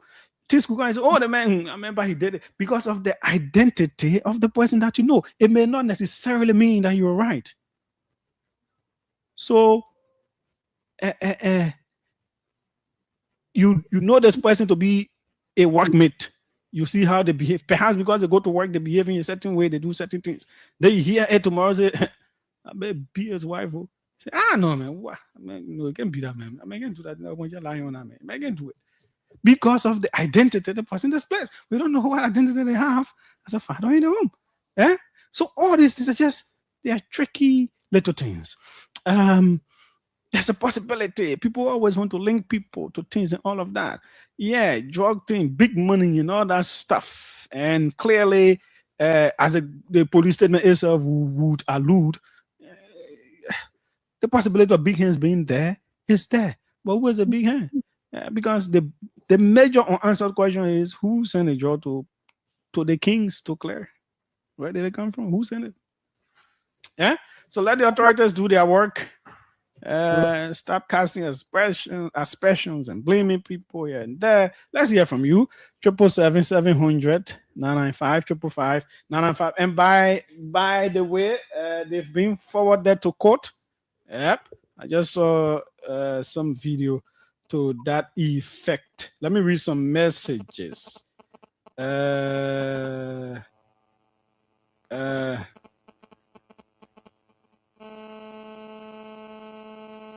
me read some messages. Julius, one thing we should consider is that the national lottery is under the vice president's office. Oh, okay. Utah Smith from the US. That's why I said that statement should not have the statement should have said, I have no idea about his dealings, what he does, and blah blah blah. Finish. You don't need to put that you know or you don't know. That Donald Trump kind of behavior. It is possible you could, because videos or something else could emerge of you, perhaps, that will place you in a position of knowing, not necessarily deeply knowing the person. So he said, you do not know. I think it was a slip. This one says, do you know what was the cause of the custom broker who cleared the famous yellow machine death? We are speedily getting there. Plenty of things are happening to kill this cocaine issue. This person did not put any. Are you right? You didn't put your name. Okay, let's see who's right here. 777-700-995-555-995-995. Welcome. Let's hear you. Hello. Okay, we missed out on you. Let's see who's on this end. This looks the former representative Akaras Great. Welcome. Yeah, Judas, how are you, brother? I'm fine. Go ahead. Yeah, thank you very much for your analysis. I don't even want to dwell on that picture issue. Like you said, anyone can take picture with anyone at any point in time. But somebody just tested and said something very important that you read. The lottery is under the office of the vice president. The position of directors were elevated, okay, to executive directors. Those recommendations came from the vice president. That's where Tony went. Rodney is not stupid. He knows what he's saying. The Michael Brown boy you're talking about, that Tony Pickett, he should stop denying him. So Rodney is not a how you know that Michael Brown is Tony speaking? Because I know that. You know Tony? Jesus, I know Tony. Okay? Tony, I know Tony. Do you think he could possibly be involved in drug issue? Because he has categorically denied that. No, Jesus, you see, I'm a blonde guy. There have been a lot of allegations, not just today. Not just because of this $19 million just issue. So probably Rodney have been doing some investigation. That's why he went on earlier. So Rodney is not a stupid person, trust me. He's been talking to a lot of people. And a lot of people talking. So I think the police should invite Tony. Because where's Michael? Michael released nonsense. Did he leave the country recently? The question the journalists, you need to talk to some people from Habe in there, what Tony are from, what Tony know Michael from, all of those things. That people start pretending in this country as if to see. He said he really doesn't know him that way. Yeah, they worked together and that was it. It was that country. Very important. Now he said, look, listen to the context clue as a student of sociology. I didn't look at sociological standpoint. Listen to what Tony said about the vice president, for example. You get the two context clue, and the third one is there. He said he supported the Unity Party because of the vice president. He paid loyalty to the vice president. There's a line there. Yeah. I read it. Yeah, you then read it, pick up to emphasize. Then he said something very important. He said, no, I won't go to that political side. But because he said he has not taken Michael to the vice president. The vice president doesn't know him. So the office of the vice president cannot come on and say they don't know him. The guy is getting all through that he knows the vice president. Forget about the pictures. Yeah, but that is what I said. If the vice president doesn't know him, how can he emphatically say the vice president doesn't know this person? And it shows that he even know Tony because he said, I have not taken Tony. That is Michael Brown. Michael Brown. If you know that Tony, man, if you know Michael, not Tony. If you don't know Michael, how you will say, I have not taken Michael there? Okay, you know Michael. You got to stop. People got to stop playing, right? There's a slow man, like you say. We shouldn't indict anybody or accuse anyone. I agree with you on that subject matter. But the police or why the LTFA is not speaking as the police director who is not specialized in drug fights? Why? Have you asked yourself those questions? Okay. The government itself have indicated that they are big hands. They have not shown one big hand. They just going after Bugatti or a riot. We gotta be careful. You gotta be frank with ourselves. Thank you very much, Judas. Thanks so kindly for your call. Let's go international and see who is right here. Welcome. Let's hear you. Yes. Good morning, Julius, and good morning to the Liberian people. My name is Gossin, and I call from North Dakota, USA. Go ahead. Why it is fair that we need a proper investigation in the just case investigation? It is also fair that people should start speculating. And some of the people who even speculating and attacking people's personality, these are stewards of CDC who they know some of the things that is going on when you link it to former president with, then they get vexed. Let's agree. By taking picture of somebody, by taking picture of another guilt, called a guilt by association. Former president, we were arrested in America in Basement House. Basement was arrested because he was in Basement House. It was a druggist. Did anybody say former president was a drug dealer, was a drug seller? Yeah, people said it that time. I know what you're talking about. We saw a whole lot of a whole lot of politicians made that allusion. So yeah. Okay. So then, at this point, because the man go and take photo with somebody, Now you indicate because of taking photos, so he's guilty by association. No, but that is what we that is what we that is again that is the point that I am making, that because someone takes picture with someone doesn't necessarily, but that does not mean that investigators will not, in the US that you are, if certain things happen, they look at pictures, they look at videos and try to see who is associated with who and blah blah blah and all that stuff, right?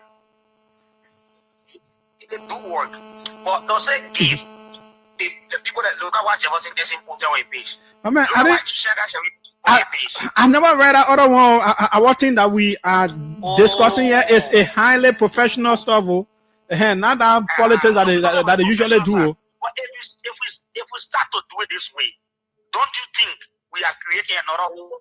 Or don't you think we are leading somewhere very far? But that is why you heard me saying clearly. But you, Gonsi, you heard me saying it clearly that people should not do that, but the politicians will always do it. If you take Jeremiah Kunvaina off, you put someone else that on the other side will do that same thing, even though it is wrong. Yeah, it's just fair that we allow the investigators. Exactly. Let us pressure the investigators to do the right thing. And stop the speculation, because if this speculation continues, the usual result, we will not achieve it. Sure. At the end of the day, it's going to be a battle line where people come to start pointing crazy figures. Because even 100 million drugs, up to per code record, I told you the other day, per code record, that drugs flew in Liberia. Where are we? Okay. They flew to Liberia. Okay. So somebody say, oh, the door had less and how winning flew to Liberia 100 million drugs. And the government paid $250,000 back to those Portuguese who were invested because they were going by the drugs continue. The guys need to stop because they don't have nothing to say. They lost election. They're supposed to go to the party. No, that you see that's the problem too now. When you call now the same thing you want other people to do, then you doing it. Then you give them the right to also do it. That's my problem with your whole politics y'all can be doing. Yeah. Welcome, and let's hear you. Julius, how are you? Yes, go ahead. Thank you.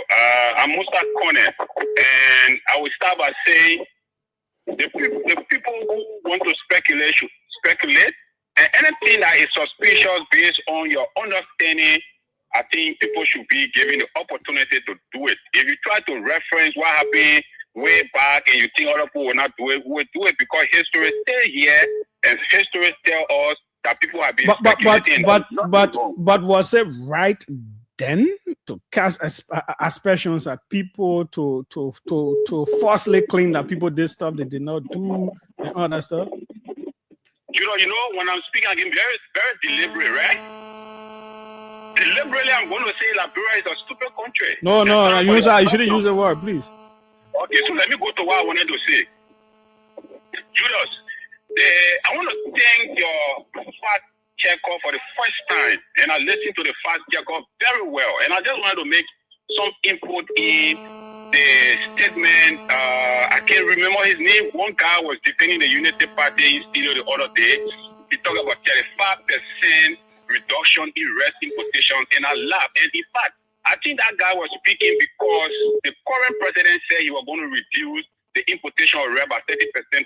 And I'm on record, and again today, I am saying to you, Liberia as a country, it's not impossible, but we are very far from reducing the importation of rice here. And I always say, and I maintain that we have very big challenges when it comes to land and all of the different things. But here's the issue, Julius.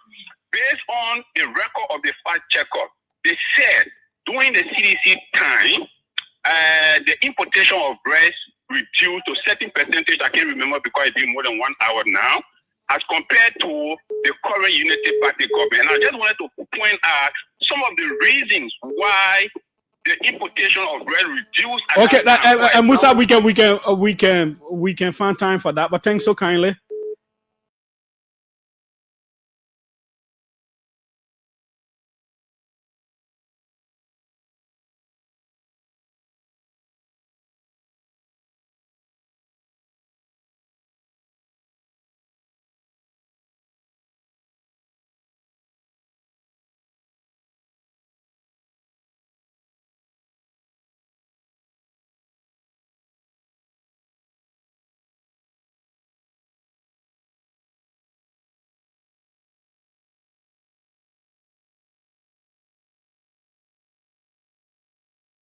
there, Julius? Yeah, we can find time, my man.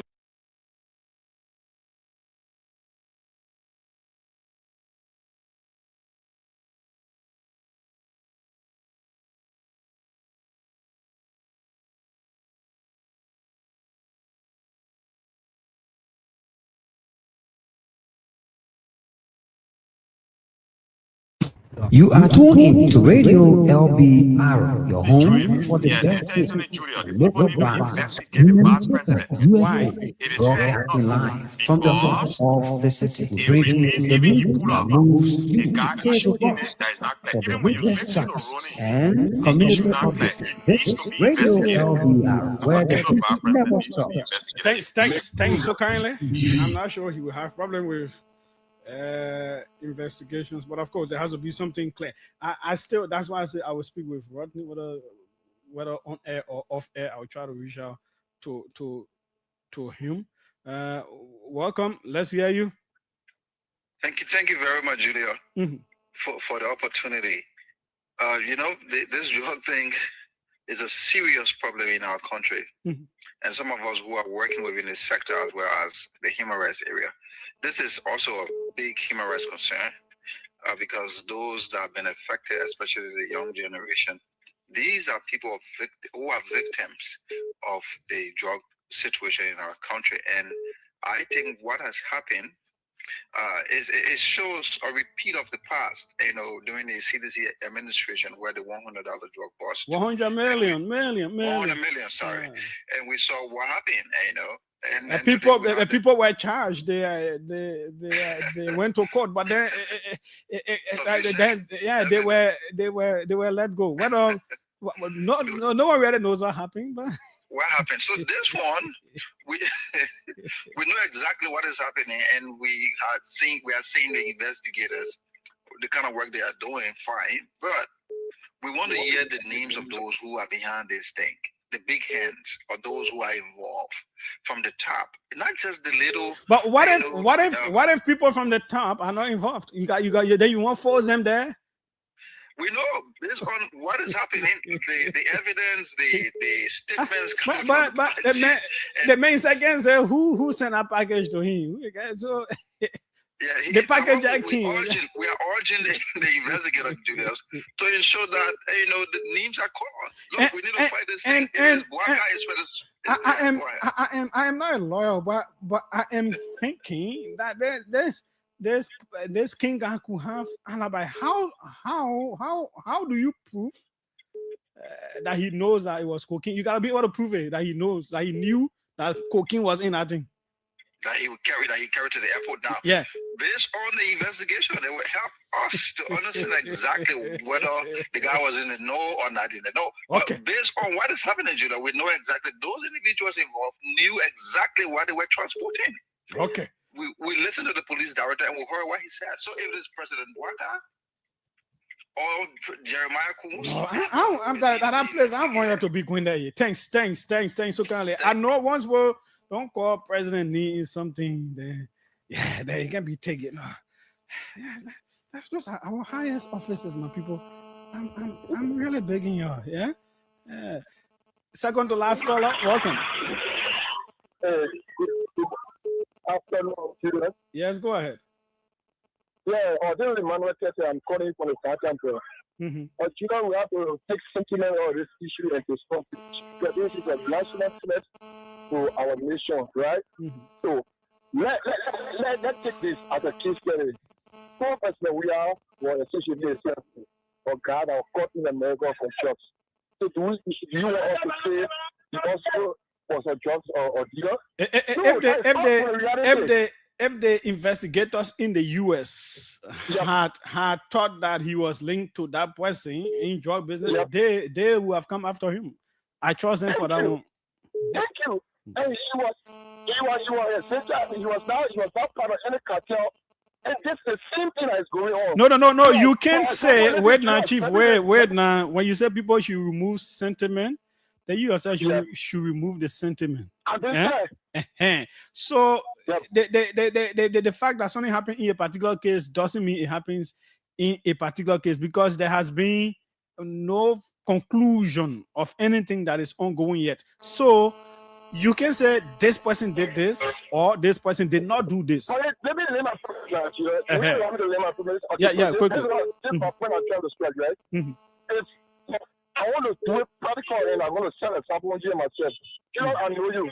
You don't know me personally, but I know you, right? And you don't know my deeds. I don't know your deeds, right? Okay. And having a meeting on occasion or a meeting somewhere, I say, oh, you have been, I've been following you. So can we take picture? And we took picture. You came to my office, we took picture. Then you went to my house. You went to my house, and then we took picture there too. So it came out that you know, selling junk. So I'm out of job. My man, don't you not put me in job business. I beg you, don't say no. You must set an example on yourself. I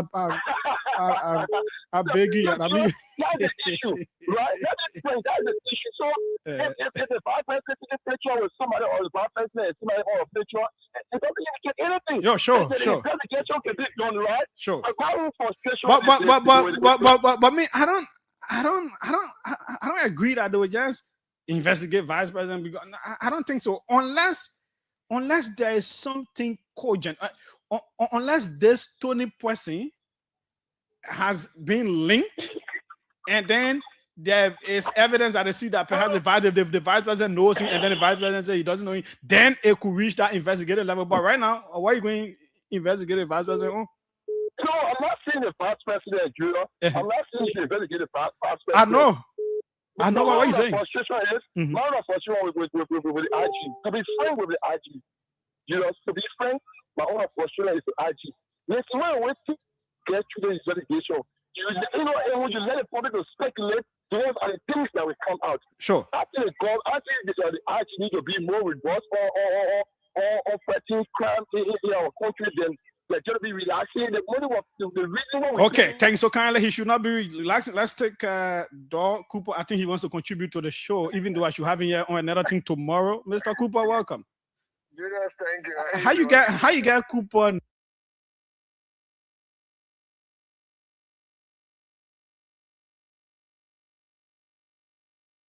They come from Nimba County. You don't get one of those very fine names, those very tough, beautiful names. No, you know, the name was even changed. You know. Okay, I see. In Mara, we call that Cooper. Now the Cooper now they kind of wanted to sound English, so they say Cooper. I see. Okay. But let me say this. I like the discussion, and I just like to weigh in on the assumption that people making. Like you said, it is important for all of us to wait until the investigation is done. But I mean, when I listen to Rennie, why he tried to do was to have a link. And now the link is because the vice president. But one word I want all of us to underline in his statement is relationship. I think he tried to build around that word to say relationship. And that's where the argument is. Now, when I listened to former Representative Gray, I was really happy. And he said, he admitted on your show today that he knows Tony and he knows Branch. If he knows that, then he should be the first copy. Because the fact that we are looking for people who know these people, and you admitted on the show that you know them, and the vice president said he doesn't know them, but you have admitted that you know them. So if people will be guilty by knowing those people, and those people can know them too as well, then you should be the first copy. Now, can we leave up, suspect? Absolutely not. He should be the first person to be invited by the police. How we encourage the police to also invite him. The fact that we're looking for people who know these people, and he is one of those who are openly to say he knows them, he should be the first copy. Okay. Mr. Dor Cooper, we have a date on tomorrow, right? Thank you. I'm available, my brother. Okay, yeah. So 5 p.m. tomorrow we'll have you here. Thanks so kindly, sir. Thank you. Okay, that's how we will end it. Yeah, I have someone else on the backup. Anyways, folks, our guest is here. We can't keep him waiting forever. He's a very tough talker. He loves a whole lot of talking too. So let's take a very quick break with some of our sponsors here. Again, please. I know it is hard and everybody wants to look good. Everybody wants to find someone else, but let's take it easy. This is one country. We are all one people. We can agree and disagree. People may have done you wrong and all that stuff. But let's take time with our big offices in the land. I'm not saying they are above reproach. I'm not saying they are above criticisms and all that. I'm just saying, I'm not saying they cannot do wrong. They are human beings. They can do wrong, but when you want to link them to things, that should be something really tangible. Yeah, begging us. These things do go out, and they really affect the country. Okay, so let's see this quick break, and we'll be right back. In a small community, election time is getting closer, but not every woman feels safe to speak. Mother, I hearing things so. What did that? People say if I continue the campaign, I will face problem. Now what kind of problem now? They say women are supposed to be in politics. Hey. They say I should step down. Hey, Allah. I'm gonna take my hand from politics. Oh, and I will say that one now. I don't even know, but the news spreading. Fear begins to grow, but so does courage. Allah, listen to me. Nobody get it right to threaten you, yeah? No, sir. I'm scared. Oh. What you be scared for now? I don't want trouble. As a woman, standing up, is that problem? Violence and intimidation against you, the women and the girls then in politics. That one can be the problem. So because you woman, you stand up, and that problem. A few young people gather around. We hear it too. People trying to silence her. Hey, that one there is wrong. It's very wrong. Let me tell you something. It will keep quiet. Tomorrow, it will be different woman. So we'll not keep quiet on that one there. So what I should do? Keep doing. What are you doing? We stand together. We stand stronger as a community. Don't be scared, yeah? We'll be on you. We'll give you a hand. What are you scared for? Yes, we support you, Hawa. No more fear. Hey, you know, woman. Hey, I only want to serve my people. I want better future for our daughters. Hawa, let me tell you, you get a right to do that one there. Without fear, don't be scared. Without threats, don't be scared of anybody. We'll be on you. We'll give you support, yeah? Let it be clear. Violence against a woman in politics, it will not happen here. That one, it will not happen here. No. Courage spreads. Silence is broken. I will keep on with my campaign, not just for me, but for every girl child. Violence and intimidation have no place in leadership. Support women to lead safely and freely. A message from the Organization for Women and Children, OWACH, in partnership with the African Women Leaders Network, AWIN, Liberia chapter, and supported by UN Women under the Wadi Women's Leadership Program and funded by the European Union.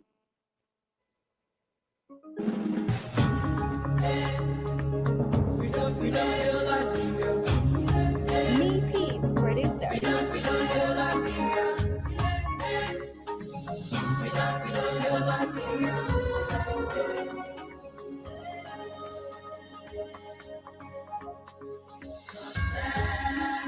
Of Liberia, it's flying all the time. Showing your allegiance, showing loyalty to this nation, Liberia.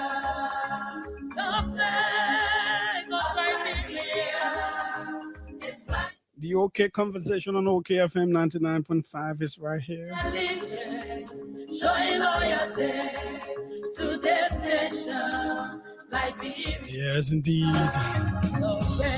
We are in the month of July. Tomorrow there may be a debate on 130. I want to say our forefathers may not have been intellectually strong. Why did they copy the Pledge of Allegiance after the Americans? Copy and paste. Yeah, took USA and put Liberia. He believes that's intellectual laziness. Leo Johnson thinks otherwise. So tomorrow we may have both of them at 4. Okay, we have with us the man Fubi Harris. When the media is describing him, they say the 4 times failed representative.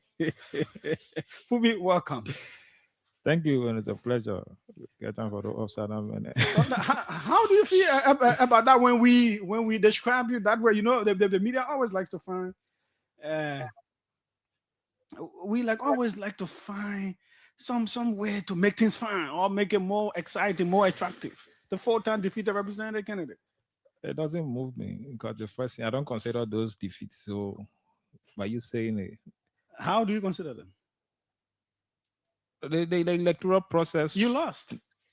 Yeah, according to NEC and according to, so we accepted the result as they were, but I knew that the processes, the different elections, 2011, 2017, 2020, 2023 were marked by serious irregularities, election fraud, and also one was already rigged. So I know that. So I don't consider any of those defeats. So they just propel me more to keep pushing because the vision that I carry is stronger than myself. So those criticism 4 times, you say 100 times, they don't move me because I'm focused on the vision. Okay. Your district, 2029 is on the horizon. Will you contest again? Yeah, the only thing I would pray for is just long life. So once there's life, you'll see full hundreds on the ballot. Why do you keep contesting? 5th time you're going to try now. Like I said, the vision I carry is stronger than me. And so I don't see myself. I see what do we have to achieve as a country. And those that are in charge running the show, I don't see the impact. I don't see them stepping up to the task. So there's more reason for me to step up. And the district have always supported me. So Is the current lawmaker not doing well? that's a joke. Even said even asked doing well. The man's a joker. So I don't even waste my energy. He's a joker. Why? Why do you say so? I don't waste my energy following him or even criticizing him. Sometimes it's when, like you saw with Mona, I was engaged with Mona back to back because Mona has some substance in her. But unlike this, it's when you see buffoon, you gotta let them to keep digging their own graves and keep running into the pit. Because the more you criticize those kind of people, they learn from you. And so I don't waste my energy. But I think he won twice, right? The by-election and then the 2023 2020 election was rigged and given to him. So he didn't win that election. Allegedly, because there has been no... No, yeah, you can say allegedly, but I say in there with facts. I'm not using your legal terms. Did you go to court? I went to court with NEC. NEC says a fraud, it's a fraudulent entity. Because the first thing I always say that we need to change that election law where that gives NEC the authority to investigate complaint against NEC. That doesn't make sense. You say somebody stole from you, and you go to the person and say, you stole from me, let's investigate the case. It doesn't make sense. So we need to change that particular clause in the Constitution. And we champion that. We'll make sure it will be changed at some point. You can report criminal to criminal.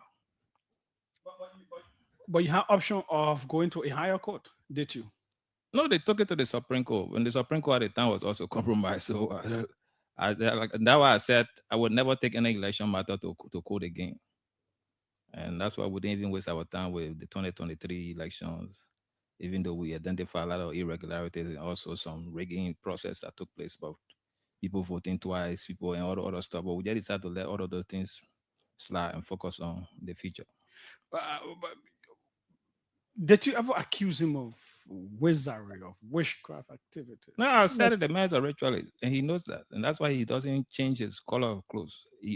White should not be for ritualists? White? No. He wears white. If you watch the African movie, you even see the ritualists using white at times. So it's not black. What is your evidence? You are an intellectual, and you just say someone who is the leader in the district is a ritualist. That's a strong thing to say without evidence. You can't take witchcraft matter to court. That's a different thing.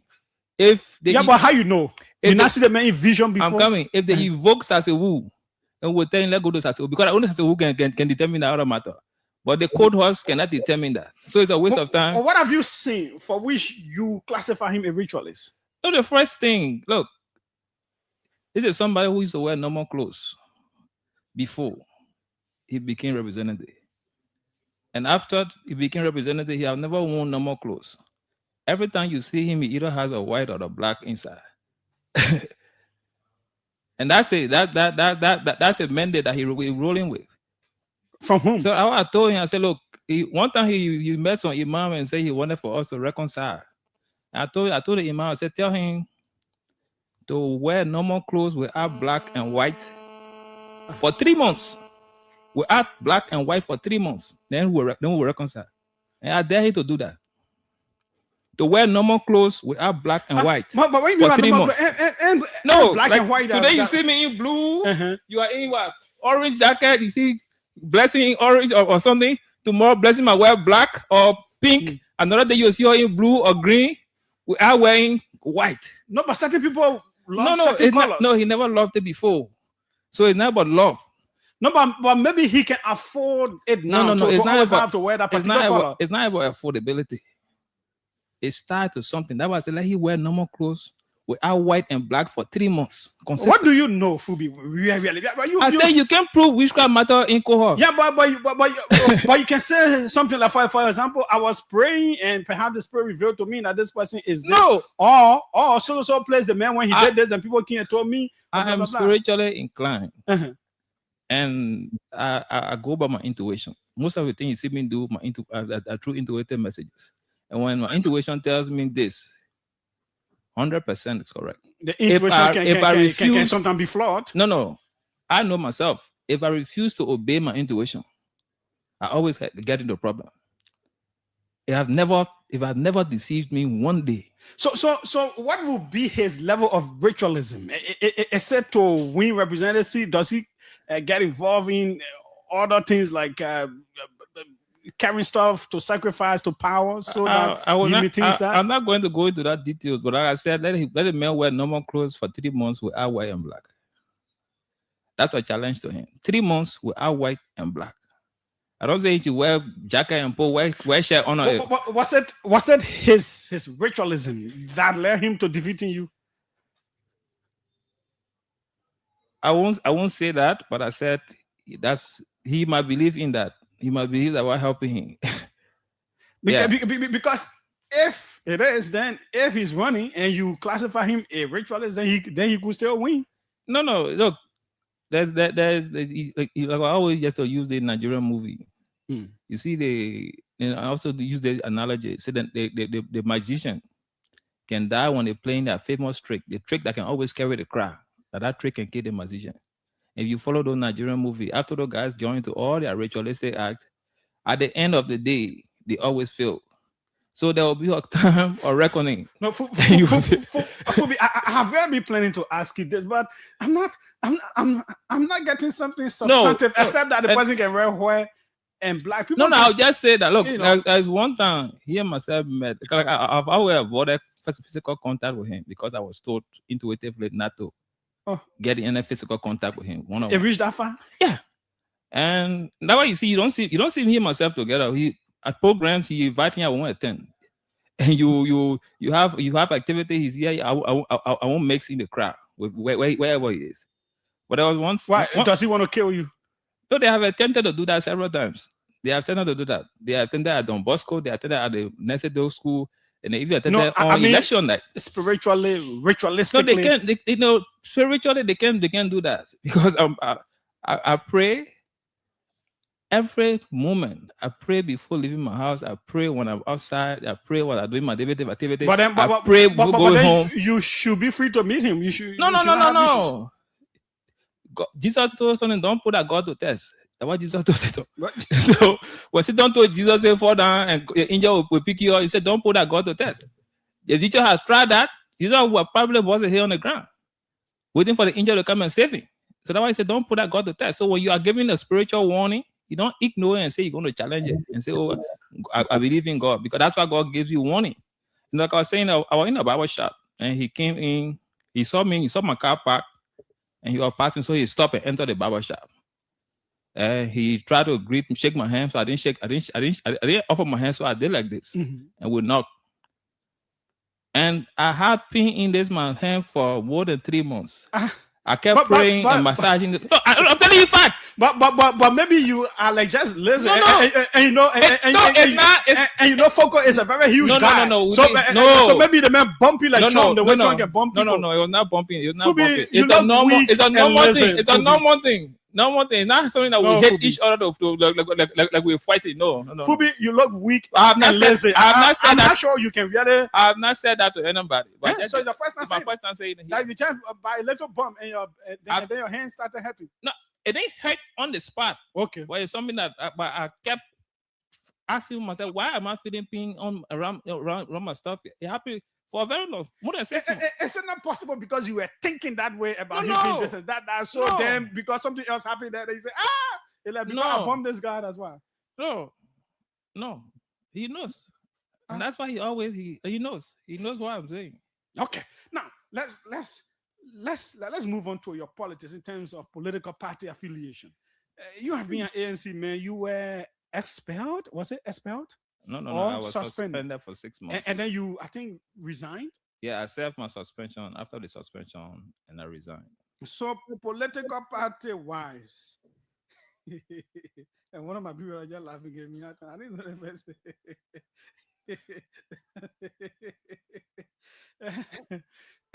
Where are you, political party-wise? No, currently I'm a free agent, so I don't have a political party that I've officially joined. I've been approached by a few parties, but I've not officially joined any party. But obviously, I'm not a member of the ANC currently. I resigned, and so I'm open. But we're looking at the different options, and we'll make a determination at the appropriate time. But you seem to be, in terms of your intellectual exercises, your appearances on radio, you seem to be caucusing with the governing party. Am I right to think that way? No, I always support Liberia. So when I see good thing about Liberia and the government is doing well, I will say that, and I've always push that. And when I always also caution the government to focus on, reviving the economies, because that is something that the country needs right now. Moving around and interacting with people on a daily basis. That's the major point. And I even did the same with CDC. We criticized CDC, but I also caution them to focus on the economy. But they were focused more on how long they will stay in power than solving the economic issues. And so I've always doing this. I do the same thing with this government. Where I see progress, I raise it as I push. But I also caution the government of, you have to also, as you do your different developmental drives, you have to also direct your attention to the economy, because that's the most important thing. Everybody wakes up from bed, they're thinking about how to get food on their table, how to pay their children's school fees, how to pay their house rent, how to pay their medical bills. Those are major things that people are going to be confronted with on a daily basis. So as we fix the road, as we address the electricity issue, as we do all a lot of things, we can't leave the economy. I think the last time the vice president alluded to that, the president also said that in the last July 26th message.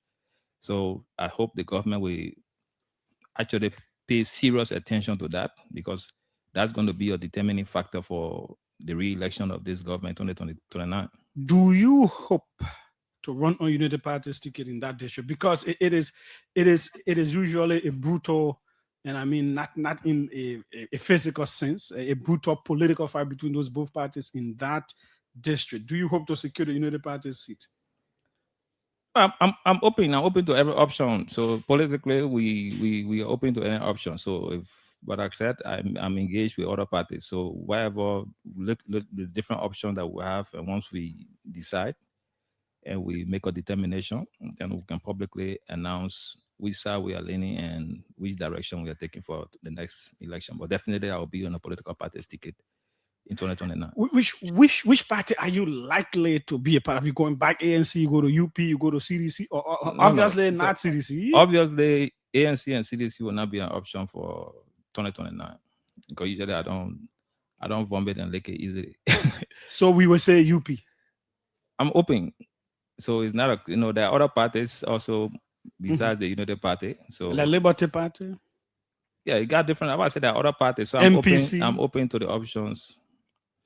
Now, I'm not sure I'll be on MPC member as well, but I'm still open.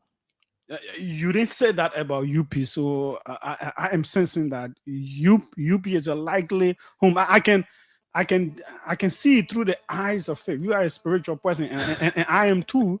That you're going to UP. I said I'm open to the options.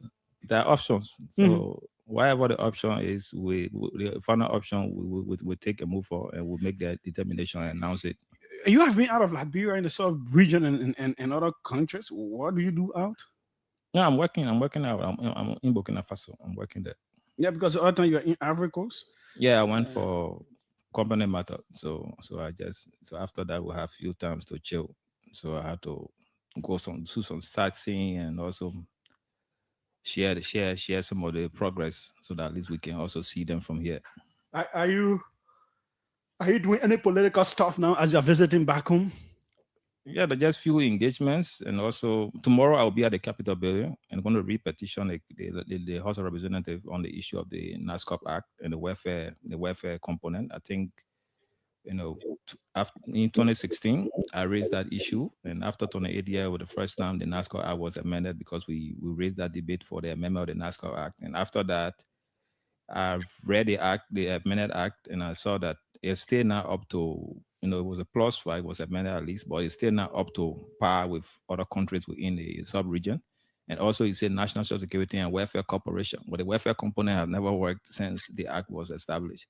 So, and they want to leave that also to the discretion of the Director General of NASCOP. And I think that that's wrong. The legislature must formally come up with a policy on the welfare program for the country, and the Director General and his guys at NASCOP will be under obligation to implement them. But you can't leave welfare at the discretion of the general manager and Director General and at NASCOP. So we'll be resubmitting that petition. We did it in 2020 and also in 2022. So we're going back there because that's something that when it happens, because pension is a major issue in our country. If somebody retires in Liberia and another person retires in Ghana with the same salary, retiring salary, the person in Ghana makes a better pension benefit than the person in Liberia and any countries around Africa. And I think we need to solve that problem, because we're not, like I always say, retirement is not, your retirement benefit is not for your beneficiaries, not for your survivors. You that retire, you're supposed to enjoy your retirement benefit before at least you die. But right now, if you announce people retirement, it sounds like a death sentence to them. In a few months, because what they get from NASCOP is peanuts. And also there are a lot of welfare issues that we have as a country. And also we have the welfare program working. You can solve some of the many problems that you have around. You got persons with disabilities. You have old people on the streets every day. They're knocking on doors. They go to different, junctions, gas stations, supermarkets. People are there begging for aid, on a daily basis. So there should be a national program at least to help to reduce the number of persons that you're going to see on the street, asking for aid, especially the old people. When you say, you live 60, 70 years old, you have served the country, you have contributed direct or indirectly. So when you reach that age, there should be some kind of national program to help cater to people in those areas. For our public hospitals also, people go there, they give birth. If they don't have money, they are held in temporary imprisonment until they can raise the money to free themselves. There should be some kind of national program to solve some of those problems. The person with disabilities, even the University Library does not have a capacity to host students to host visually impaired students. And you can't have one school way in Broadway called School of the Blind. They should be able to mix and sit in normal classrooms with other people. So you should have a welfare program to see how they can fit that in, and see the government also pushing some of these school feeding programs. Most of the time depend on partners. We should also have a way to see how we can also solve that nationally. Besides waiting for donor support to push some of those feeding programs, you should have a national program. And, you go to some of the countries, we always want to compare ourselves. But there's the National Food, Assistance Authority. Yeah, that they have, but it is not quite supported as they should. So how can you bring all of those together and see the table references and see how you can be able to tie it in to a national welfare program so that it can have all of that to be supportive? And, we need to do some to the country. Those are some of the ways you reduce the burden on the state. When government can implement that before 2029, that will be something that will be a very good thing, that the country can feel the impact. We hope that they can do that and they can raise the money for that. Okay. Recently, your former party and others attended the CDC program in Grand Jede County. Do you sense opposition unity coming up? The way I tell me, like I call it the alliance of enemies to go against another enemy, because all those parties to some extent fiercely fought the CDC at one point in time and condemned the CDC leadership. Now they are seeing themselves in one bracket and now have to come together. So the alliance of enemies coming together to fight another enemy that they see. They could also argue that that's what the UP That's politics and others did. No, I agree. That's politics. I don't disagree with that. That's that's the beauty of politics. That's why I always tell people don't take politics too serious, because that's why people can sometimes they fail. They get personal with their friends. They insult people. They attack people. And right after election, those that you just from fighting for, you see them together drinking beer or sitting out a program, laughing, taking pictures. Then you were there. You and your neighbor cannot speak because of those people. So support whoever you want to support. That's your right. But if you have to go become enemies with your neighbors because of politicians, I always disagree with people. And I tell my team always, I say, look, you can push whatever stuff with Team Fubi and say, look, but don't create enemies because of me, because I will always not be around. There will be a point in time that the person that you made your enemy because of me, that person might be the only person there to help you. But you have created enemies because of me, and I'm not in a position to help you. So don't create enemies because of me. And I always tell people, I say, sometimes you see me on Facebook, I got a lot of people that can go and do insults and other stuff for me, but I told them to stop. I say, if I feel the need to insult somebody, I will do it myself. So you that support me, don't do it on my behalf. So I always caution people. So now you see, last day, people were causing, some people from CDC were causing Mr. Cummings, were causing Mr. Ability, were causing Samuel Fremont. Some people from ANC were also causing George Weah and all of them. Now, all of those people that insulted each other, they now find themselves trying to build alliances. So after the brutal 2023, election, now these people are coming together to form alliances. So you that were there now causing, how do you have the face to look at another man and say, yeah, that's the man I insulted today, we shake hands? That's the hypocrisy about politics. So don't take politics serious. Push the agenda, follow the vision. If you believe in somebody, support them. But your support for that person should not lead you to becoming enemies with your friends, your families, your neighbors. But there are people that are better enemies because of politicians. Now, so do you think that coming together could be a threat to the governing party or not? I don't see that as a big threat, because firstly, I don't see the end goal of that. I've not seen it yet, because one thing that is clear from the guys from CDC side, at least that we have heard, that one option is George Weah second to none. So I don't know whether the others want to accept that George Weah second to none. Well, we have not heard that much. No, I heard that from Eugene Nambwe. I heard that from what this guy named Maxwell Kimia and a few other guys. George Weah second to none. Yeah, so, but Mr. Cummings, even if you be the cowboy on the team to remove the United Party, he has no issue. No, I don't have a problem with that. What I'm saying for now, because if you're going on a negotiation table and you say this is the direction, the first thing you have already put your everyone goes there with their best foot forward. You can be going to the negotiation too. Then you say plan A, plan B, plan C. So you want to negotiate from a position of strength, and other parties too shoot, isn't it? No, fair. That's what I'm saying. From just that, because even if you listen to the different speeches that were made at the program, you could sense that there was some clear point, especially for the one from Stability, that they're not just going to join alliance for the sake of it. There must be some clear, roadmap that they're going to rally around. So with these kind of statements coming too early, so we want to see the end of it. But the ruling party still has an edge. And they need to just, like I said earlier, they need to redirect their attention also to the economy. It should be a robust approach to change the trend of the economy so that the ordinary people can also feel the impact. Besides the road progress that are being made, if people cannot find food to eat, they're going to be a difficult call. There are some other missteps that they need to work around, so they need to focus on some of those petty things that they might overlook. So, but we have been giving them some of those tips, and look, you have to find a way around some of these things if you want to secure, or clear stuff. But I don't see the opposition unity as a big threat. Will they unite? The opposition, do you think they will get to unite? Because we saw a breakup of the CPP. Yeah, and that's a breakup also because they are not even.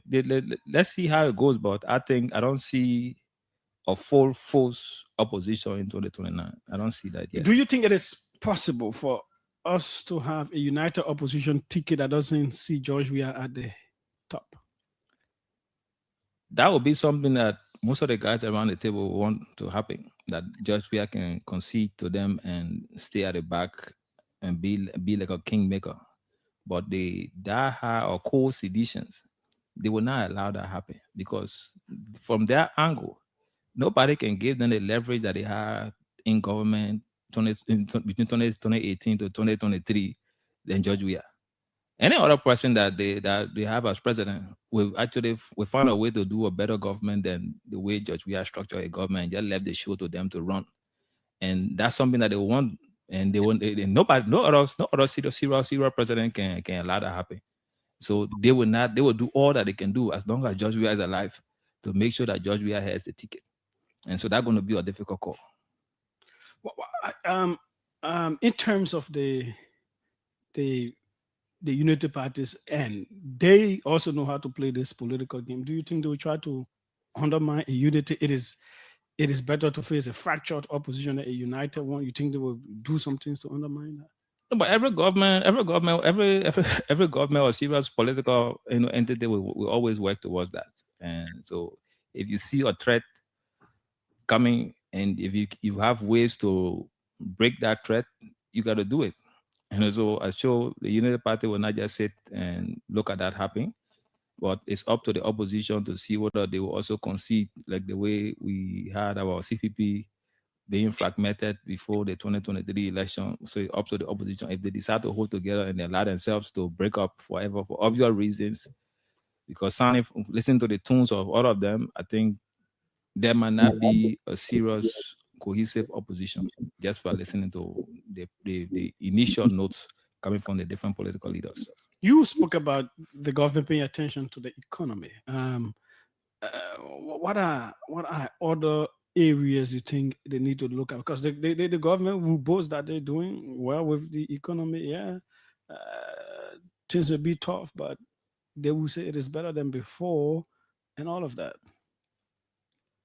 Yeah, so for me, like I said, the biggest of all, is the economy. You can do all that you want to do. You can improve the justice system. You can improve the road. You can improve the hospital. The hospital is something that they also need to step up. Because some people are also complaining some of those things. The school system is something that they also need to step up. There are different progress being made, and I think they need to keep doing more in those directions. But you can do all of those things. If somebody wakes up from bed and cannot put food on his table, as far as that person is concerned, you have not done anything. If somebody wakes up from bed and cannot pay his children's school fees when they are due, as far as they're concerned, you have not done anything. If somebody is sick and cannot afford to pay their hospital bills, they will be also, because so those are some of the things. So the robust private sector for job creation. So people can create jobs, because the government cannot create jobs for everybody. The government cannot employ everybody, because a lot of partisans that supported it will expect that, will be gainfully employed when the government takes over. But that's not going to happen. So the option to that is a private sector growth. So how can the government leverage on funding to boost the private sector, especially the small and medium enterprises, and how they can also drive this liberalization policy? Because that's the key. The last time the vice president met with the manufacturers, and that issue about distribution, Liberian having the distribution right, that's something that can be as possible, and that's something that they need to also work on, because when you get that done, and they shouldn't get limited to the 2 distributors that were announced by the manufacturers. They should open that to more people, and they shouldn't make it a difficult tax so that they prevent people from doing that. So when you give people the opportunity to create jobs for themselves, they will create jobs for other people, and you will have the country changing direction. So when people can afford those basic things, the government also need to pump some money into the agriculture sector. People have farmlands, they don't have money to till the land, government need to find programs, work with the agriculture ministry, work with the banks, and see how they can leverage on getting people to grow what we can eat. And, we always fighting on this whole importation, and that will be the biggest thing I would expect from the government. Like the way we help President, we are accountable for sports, and sports was a flop under his administration. We're also going to hold President Bouakai accountable for agriculture, because that's something that we know that that's something that we think he can do. And, because he and my father were good friends, and that's something they work on a lot of agricultural projects together going while we were kids. And I think that's there where he had. I voted for the United Party 2005 and 2011 because of VP Bouakai at the time. And my strong point was the agriculture sector will have taken a different turn under his leadership. So we expect that now he's president of the gavel of authority to make that happen. Before leaving, we want to see some level of self-sufficiency in the agriculture sector. And I think it's possible. And I think that the government needs to just be robust in that direction, especially not talking about cash crops, but crops for us to eat, what we can eat. That's something we need to focus on. His name is Fubi Harris, right here with us. I've been trying to reach out to Representative Frank Foko of District Number 9, Monserrate County. I am not getting him up to hear his side, the allegations made by Fubi. But welcome. Let's hear you. 777-700-995, 555-995-995. The international line is there. Go ahead. Let's hear you. Good afternoon, Julius. I tell you, thank you for bringing some of the green flag politician in your studio. You know the ways of the green flag? You hate to see the scent of the red plum. One of the green flags getting. What does that mean? You know, I just ask you, the ways of the green flag. When you buy your red plum or your sweet things, it can never allow you to live in peace. It will be all right. Give a chance and want to lay down in your hand. I have our brother just case you there. We can never say, what you do for anybody in this tonight. Do you know that? I know that. Wait, Chief. That I'm on there. I know when I was with LBR-Radio that Fubi was involved in a whole lot of humanitarian work. I don't know if he's doing it now, but he did a whole lot of stuff. Yeah, please tell him. Then you get you tangible of those stuff that you're discussing. Okay. I live in, by the grace of I live in 3 different districts. District number 9, and one of the district I get left from the Friday King, District 16. To be when people on scholarship, my daddy there. People send the route election. I think. Are you ever brought back to the people to say? But you suggested man put people on scholarship. I let him say when he wins. Oh, when he wins. There. Okay, hold on. Okay, thanks. So kindly, Frank Gibson, hold on. That's how we have Representative Frank Foko with us. Congratulations. I think you graduated from ISIP Masters. Yeah. What's up, man, Julia? What's up, Fubi? How are you, man? I'm fine. Frank, I said, hold on, Frank. Hold on this side. We have your friend. I don't know if he's your friend, but we have Fubi here. He has made some claims against you. Yeah. Okay, he's saying you are not his friend. He has accused you of ritualism. Okay. So thank you, Julia, and good evening to you and your listening audience, and good evening to Mr. Hendricks. So basically, I think today is the first time that I will have to talk about this, but I don't know where Fubi got the information from. Okay, so let me explain to you, because I think you may not have been following. He said, he gave 2 examples. One is that you, after you became representative, started wearing white or black. Those are the only 2 colors that you wear. And he said there was a time you were talking about both of you reconciling, and he says that he told the imam to tell you to, first of all, wear different color clothes for 3 months. He says you are not able to do that because that was a mandate given you by your ritualist laws, allegedly. And 2, and so answer that one first before I bring the next one. Okay, so basically, let me talk to him today for the first time to give him that peace that he wants. But what I would say to Fubi Henry, the grace that I carrying and the anointing that is upon my head, I know it is too much he does not expect, somebody who struggle, coming from nowhere with a struggling background, for God to bless you in this kind of way. He has not seen that, Phoebe Hendricks grew up in a home where, they had his grandfather was once a speaker. The kind of way they lived their life, the kind of things they did. So he believed in your mind, for somebody from nowhere to come to this kind of position, you must have done something else to get to this position. But I understand that I serve the Holy Trinity God. I have never in my life, and I have made this promise as always. Everywhere I ever went, every church I ever entered, I have made this commitment to God. The day I serve another God, Osa, the Holy Trinity God, God will strike me dead. So again, I understand that my grace is too much for him.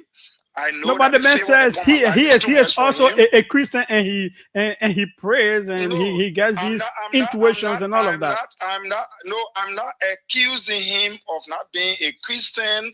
I'm not accusing him of going anywhere. What I'm saying, I'm talking about what I know about myself. So who is Phoebe to determine what I wear and when I wear it? Who is him to say to a house to determine what I should wear for a given period of time? So should I turn it around now and say, this is why, he God told him that I should wear this clothes and went to Imam? Who is an Imam to determine what another person's life is? Why is he even going to Imam to go? No. He said you went to the Imam and wanted the Imam to reconcile, to call both of you for reconciliation. Did you ever do that? No, I have been writing everybody, the entire district. When it came to reconciling the district, I wrote Phoebe himself. I did not write Imam. How do I write Imam to go and ask Phoebe to come for reconciliation? And I have said that even on your show, I have said on many other shows. But he chose to not. That's the right. We have to respect that. But I know that I want him to believe and understand today that the grace I carry is too much. My grace upon my life will continue to blind his eyes and make him to believe that I'm doing something also serving the Holy Trinity. And he has to be careful, because when you continue to accuse the grace of God upon the life of a man, God has a way of striking back when you falsely accuse a child of God. So, brother, that thing what your grandpa was doing during those days to be keeping him or being here in the house. Frank, no, please, no, please, sir. Let me ask you the next one. Let us not go into those deeper things now. He said that. He said. Somebody accused me, so I will not accuse you, grandpa. It's okay. There was a time. Allegedly, he said that I think both of you met in a barbershop. You went in a barbershop and you bump, face bump him. That I think we can do bump me. Is it true? No, I have not met Phoebe Hendricks in a barbershop since I became representative. Okay, yeah, but he said he said you met him in a barbering shop and you fist bumped him, and then he went home for almost a month or so. He felt pains in his hands, and it was to kind of say that you were evolving to ritualist activities. No, I think what he has been involved with because if Phoebe claims that we ever met before and he went to the hall, he felt sick, it means that he had nothing upon me was very hard for him. That's all. But nothing else. So are you counter accusing him of being the wizard? No, I cannot accuse him because I don't. But he said the anointing is too much, and the anointing can only be too much for witches and wizards. My man, yeah, the anointing, when the anointing upon your life is too much, sometimes when you come against evil people, that's what happens. So I just want Phoebe to change our whole topic about Foko is a witch, Foko is not a witch. I have never and I will never be. Let me talk to him today. Let me respond to him today, at least to please him. But one thing I can assure him, he needs to focus on the actual reality. Let's come on the ground. Let's do what we're supposed to do. And then if he wants to become a representative, they have the thing that he's supposed to do to become a representative. Come to the community, do the necessary thing you're supposed to do. Stop crying all around here about witch. Someday they cheat. Someday you come, they cheat you. Someday. Okay, someone knock you off. You have that, so the anointing. Okay. The anointing, brother. The Thanks. anointing upon Thanks so kindly, Representative Frank Foko. Let's say Representative NSO. He went off. Representative Ernest Mansia was calling. He went off. I'm sure he will call back. Okay, hold on our side, Frank. Just hold on some more. Let me take Representative Mansia. Welcome. Let's hear you, sir. Yeah, good evening, Julius, and good evening to the two distinguished young gentlemen on your show this evening. You know, Poco is my guy, and also Puvi, I've been following on a lot of occasions, though I've not met him before in person. But I think you got to lead the two spiritually charged gentlemen. So, you know, I mean, Poco is saying he has that is grace, that is anointing. It like the anointing that made Paul, that made Saul blind. Yeah, so I think you need to do that. So, you know, I am called to share, you know, the phone. But they are two great gentlemen, and I think they need to, you know, meet face to face. And but what Fubi said, he want to see a man face to face. And I like the remark Fubi made that politics, you can't take nothing serious. You don't need to put your feelings in it. And these are things we say. And I know sometimes when you meet somewhere, you could stay shake hands as gentlemen and move on. Okay. Thanks so kindly, sir. Let's go to France. This man has been on the line 8 minutes 30 seconds now. Welcome, Frank Gibson. Good afternoon. I won't take much of your time. You know, Fubi had just proven that he's a great divider. Your friend, man, human being, you live together, your neighbor. He just spoke to you on the radio. Then he said, no, the man, I'm a friend. Then you just say nobody should create enemy for you because of somebody else. I hope the people of the street now are listening. Fubi, they should never vote for you because you are a complete divider. I'm very much disappointed in you. Somebody spoke to you on the radio. They said, no, don't speak to me. I'm a friend. It's unfortunate, Fubi. You more than that. You're too big for that, Fubi. The new Congress you carry, that man was not a divider. Your grandfather was never a divider, Fubi. You don't do that. Thanks so kindly. This is common politics. You don't do that, man. Thanks so kindly. He's here. He will respond. Welcome. Let's hear you. Joel? Yes, go ahead. Yeah, how you doing, Joel? This is Washington Moriba, and I call from the Turkestan. When you compare Fubi and Foucault, I think Fubi is better than Foucault. Because we at the time are live in a district at the time. Fubi, I mean, Foucault Fubi is a Sano. Foucault called that Sano, Sano.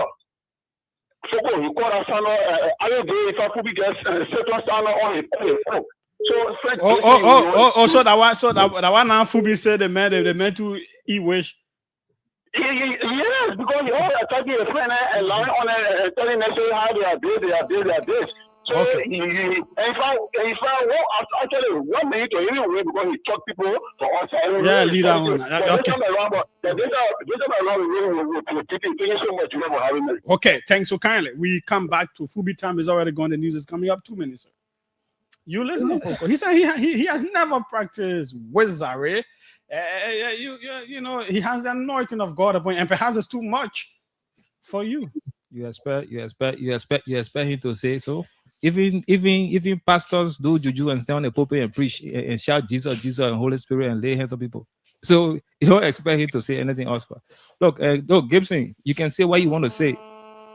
I'm not one of those people that pretend.